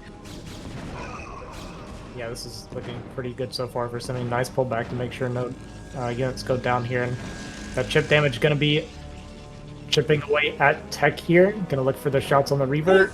I think those connected, actually. Yeah. Yes, they did.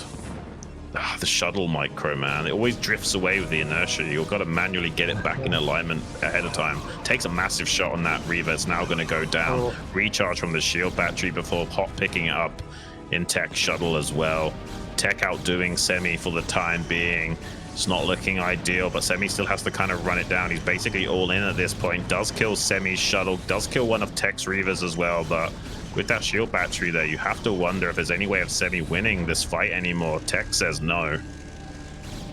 Yeah, and that Reaver trying to get its last shot off. 2 goons go down on the backside of this, and unfortunately for Semih, I think that's pretty much going to do it for him. The extra production now for Tech is kicked in. We're down to 39 supply versus 66. You know, we got the 4-gate production. It's going to be just 2 gates for Semih, and unfortunately, I don't think Semih's going to be able to work his magic here again. No, I kind of feel bad for Semih, honestly. I'm going to have to try and formulate something to DM him with after this, because this must not feel too great. He came so far to just barely not get out of the round of 8, and Tech has just outdone him in this best of 3, unfortunately. Everything working, even the signpost working against Semih now, blocking that scarab so that it does. Yeah, doodads, man. Reaver does cross the finish line though before it goes down, so that's good. We take the small victories. I mean, these 2 Druids are fresh, but there's not much in it for Semih anymore. GG is called. A massive hands to the sky from Tech. Probably a bit of a sigh of relief psychologically as well. Losing 2-0 to Semih initially, and then getting a massive comeback 2-0 over Semih to progress through to the round of 8, joining Dewalt. Yeah, and that is the nature of the beast that is PvP. It can really swing one way or the other with a few mistakes, so And a lot of mirrors kind of like that. Actually, I take that back. TVT, very forgiving, but PvP, ZVZ, it can't make too many mistakes and continue playing, unfortunately. And Yeah. yeah, I mean, I liked again what Semih was kind of going for here. I think in this situation, because this Nexus was so much later, he kind of has to go for this pressure, and unfortunately, the micro has to be nearly perfect to break through this. Semih got a bit unlucky in that as well. Like the goon range catching Tech off guard and wasn't able to punish him, and then so many dudded scarabs on Metropolis, and there's just so many ways that could have gone differently for Semih, and it just didn't. It's kind of a shame because we could be going to a third game right now, and things could be looking a lot different.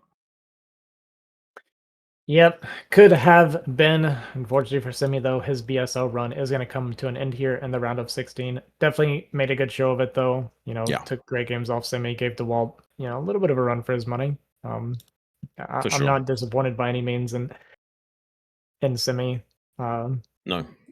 A lot of potential there for sure, right? And like I said, he doesn't get to play as much as he would like to play. So just think about that, right? The guy barely gets to put in any hours, and he's making it, into BSL Pro League round of 16. I think this is pretty impressive. Yeah, no, he's really busy with his classes, his university stuff. I think it's physics that he's doing, and he is, not getting a lot of free time or stress-free time to process StarCraft. He's usually pretty strained to keep having some energy in the tank for StarCraft. So really commendable that he's fought his way from the Gosu League and is now gotten all the way into the round of 16 in the Pro League and came so close to getting to the round of 8. You got to take your hat off to him.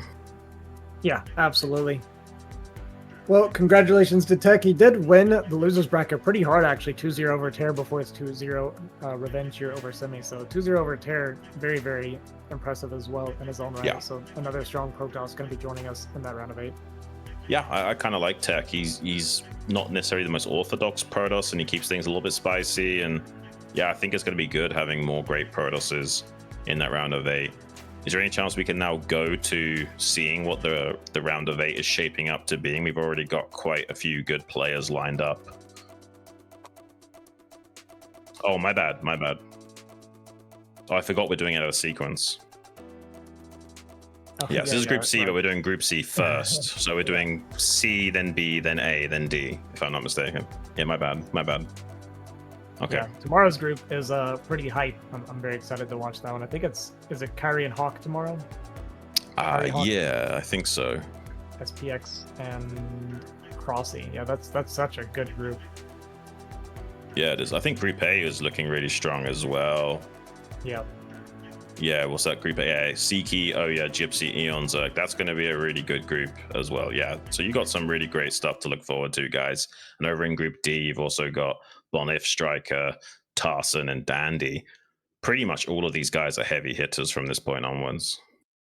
Yeah, that's kind of the beauty of the BSL, right? Once you're getting that round of 16 plus, there's no easy games anymore. Everybody's super strong. Group A here. Yeah, Group A is probably the one I'm most excited for. I'm really excited to watch Hawk and Kyrie because I know both of them personally. But I think Group A, as far as like the actual lineup, is the one that I'm most excited for. Yeah, I think I'm looking forward to Group A a lot as well. Hawk is a very cerebral Zerg. He approaches the game a lot differently to someone like Crossy. I think overall Crossy might be stronger than Hawk, but when Hawk's playing his best, he's actually a pretty scary beast. Yeah. Well, we'll see what happens with Hawk. He does play with us a lot, but I almost never see him play Zerg. He's always playing Protoss or Terran, so I don't know how well practiced he's going to be for Kyrie, but I'm excited for it either way. Yeah, I'm sure it's going to be a good group no matter what happens. I think Group A is going to be the only group where you don't really know who's going to win that. Yeah, it's such a strong group all the way around. Yeah, that's the one group I was looking at. Like, I don't know how to call that. Like, looking at some of these other groups, I could easily say, yeah, I favor people like Crossy in Group B or Bonif in Group D or whatever, or Dewalt in Group C. But looking at Group A, I was like, I don't even know who's going to win that. Yeah, I have become a really big Ziki fan recently. Got to know him and watch him play a lot, and he's I'm really impressed at how strong he is. So I am rooting for Ziki. My heart's with him on this one. But yeah, that's tough. Oya's also been looking really good again. He kind of came back recently, I guess. And when I was watching him, he definitely looked rusty, but he cleaned up a lot very, very quickly. when I last watched him play here. Yeah, he's one of these guys like Eon Zerg, where they were putting in the time back in the IC Cup days, but not really finding their stride, kind of like sitting around BA level on IC Cup and never really establishing themselves. But they've put so much heart into the game for such a long time that now they're actually able to hang with some of the best in the business. So it's nice to see. And yeah, I look forward to seeing what that Hungarian dragon has in store for us. Ziki is such a strong Zerg, like you're saying. Yeah. And Gypsy's a good Terran, man. Yeah, of course. There's no point even mentioning Gypsy because everybody already knows that guy's a beast. He can tilt sometimes, but when he's playing his A game, not many people can take him out. Yeah. All right, let's do a little bit of a shout out to the sponsors now, guys. Big shout out mainly to players like CRVT and Jziriy Striker, giving us these massive one-time donations. You can see right there in the top left corner, CRVT with that massive $2,000 donation, as well as Jziriy there, 1,400 Striker, 600, and all these other guys as well. Even if you're not a regular contributor, those big one-time donations really keep the lights on in a big way. So shout out to all of those guys. And now looking down a little bit to the Patreons. These are the guys doing the regular support every month, really helping out. Wolf of Wall Street, $200 a month. Andrew, Bombastic General, $100 a month. My Fleeting Dream, Bombastic Colonel, $50 a month. Striker, Bombastic Major, plus at $30 a month. Tupocalypse and Torso Driver. Then the Bombastic Majors at $20 a month. Chaosu, KJ, LML, the Mad Lad Medinio, Nicholas Schuler, Scheming Gypsy himself, and Steve Robertson. A big shout out to everyone else that hasn't been mentioned. You guys really do keep StarCraft alive and thriving. Yeah, absolutely. I've recently kind of joined the BSL scene and I've really become invested in it now myself. So you guys contributing to this, it's really nice to see it keeps StarCraft alive, keeps more content coming your way, and allows me to continue to participate and be a part of this as well. So yeah, I really appreciate everybody that is contributing to the scene. I know there's not a lot of us, but we're pretty close knit, and we're dedicated to what we all know is the best game that was ever made, even though so few people know. Yeah, it's not like a massive battleship with like tens of thousands of people on crew, but we've got a very tight-knit crew that still keeps everything flowing. So yeah, big shout out to all you guys supporting. Thank you, Ozzy, so much for being here in the caster booth with me today. It's been an absolute blast. I love being at a cast with you. And a massive shout out to Mr. Bombastic himself, Zero. Hardly getting any sleep, got like multiple kids to raise with more on the way, and still finds time to put his heart and soul into this game. So big shout out to Zero as well. Yeah, absolutely. 100% agree. Thank you, Zero. Thanks to all the supporters. I think that's going to wrap it up here for us today. Anything left to say, Jean? Or are we good to go? Nope. I've been Jean, with me, Ozzy Dahaki. This has been Bombastic StarLeague Season 21, Group C. Tune in tomorrow for Group B. Another crazy good group. Don't miss it. Thanks, guys. Yeah, thanks for watching, guys. Peace.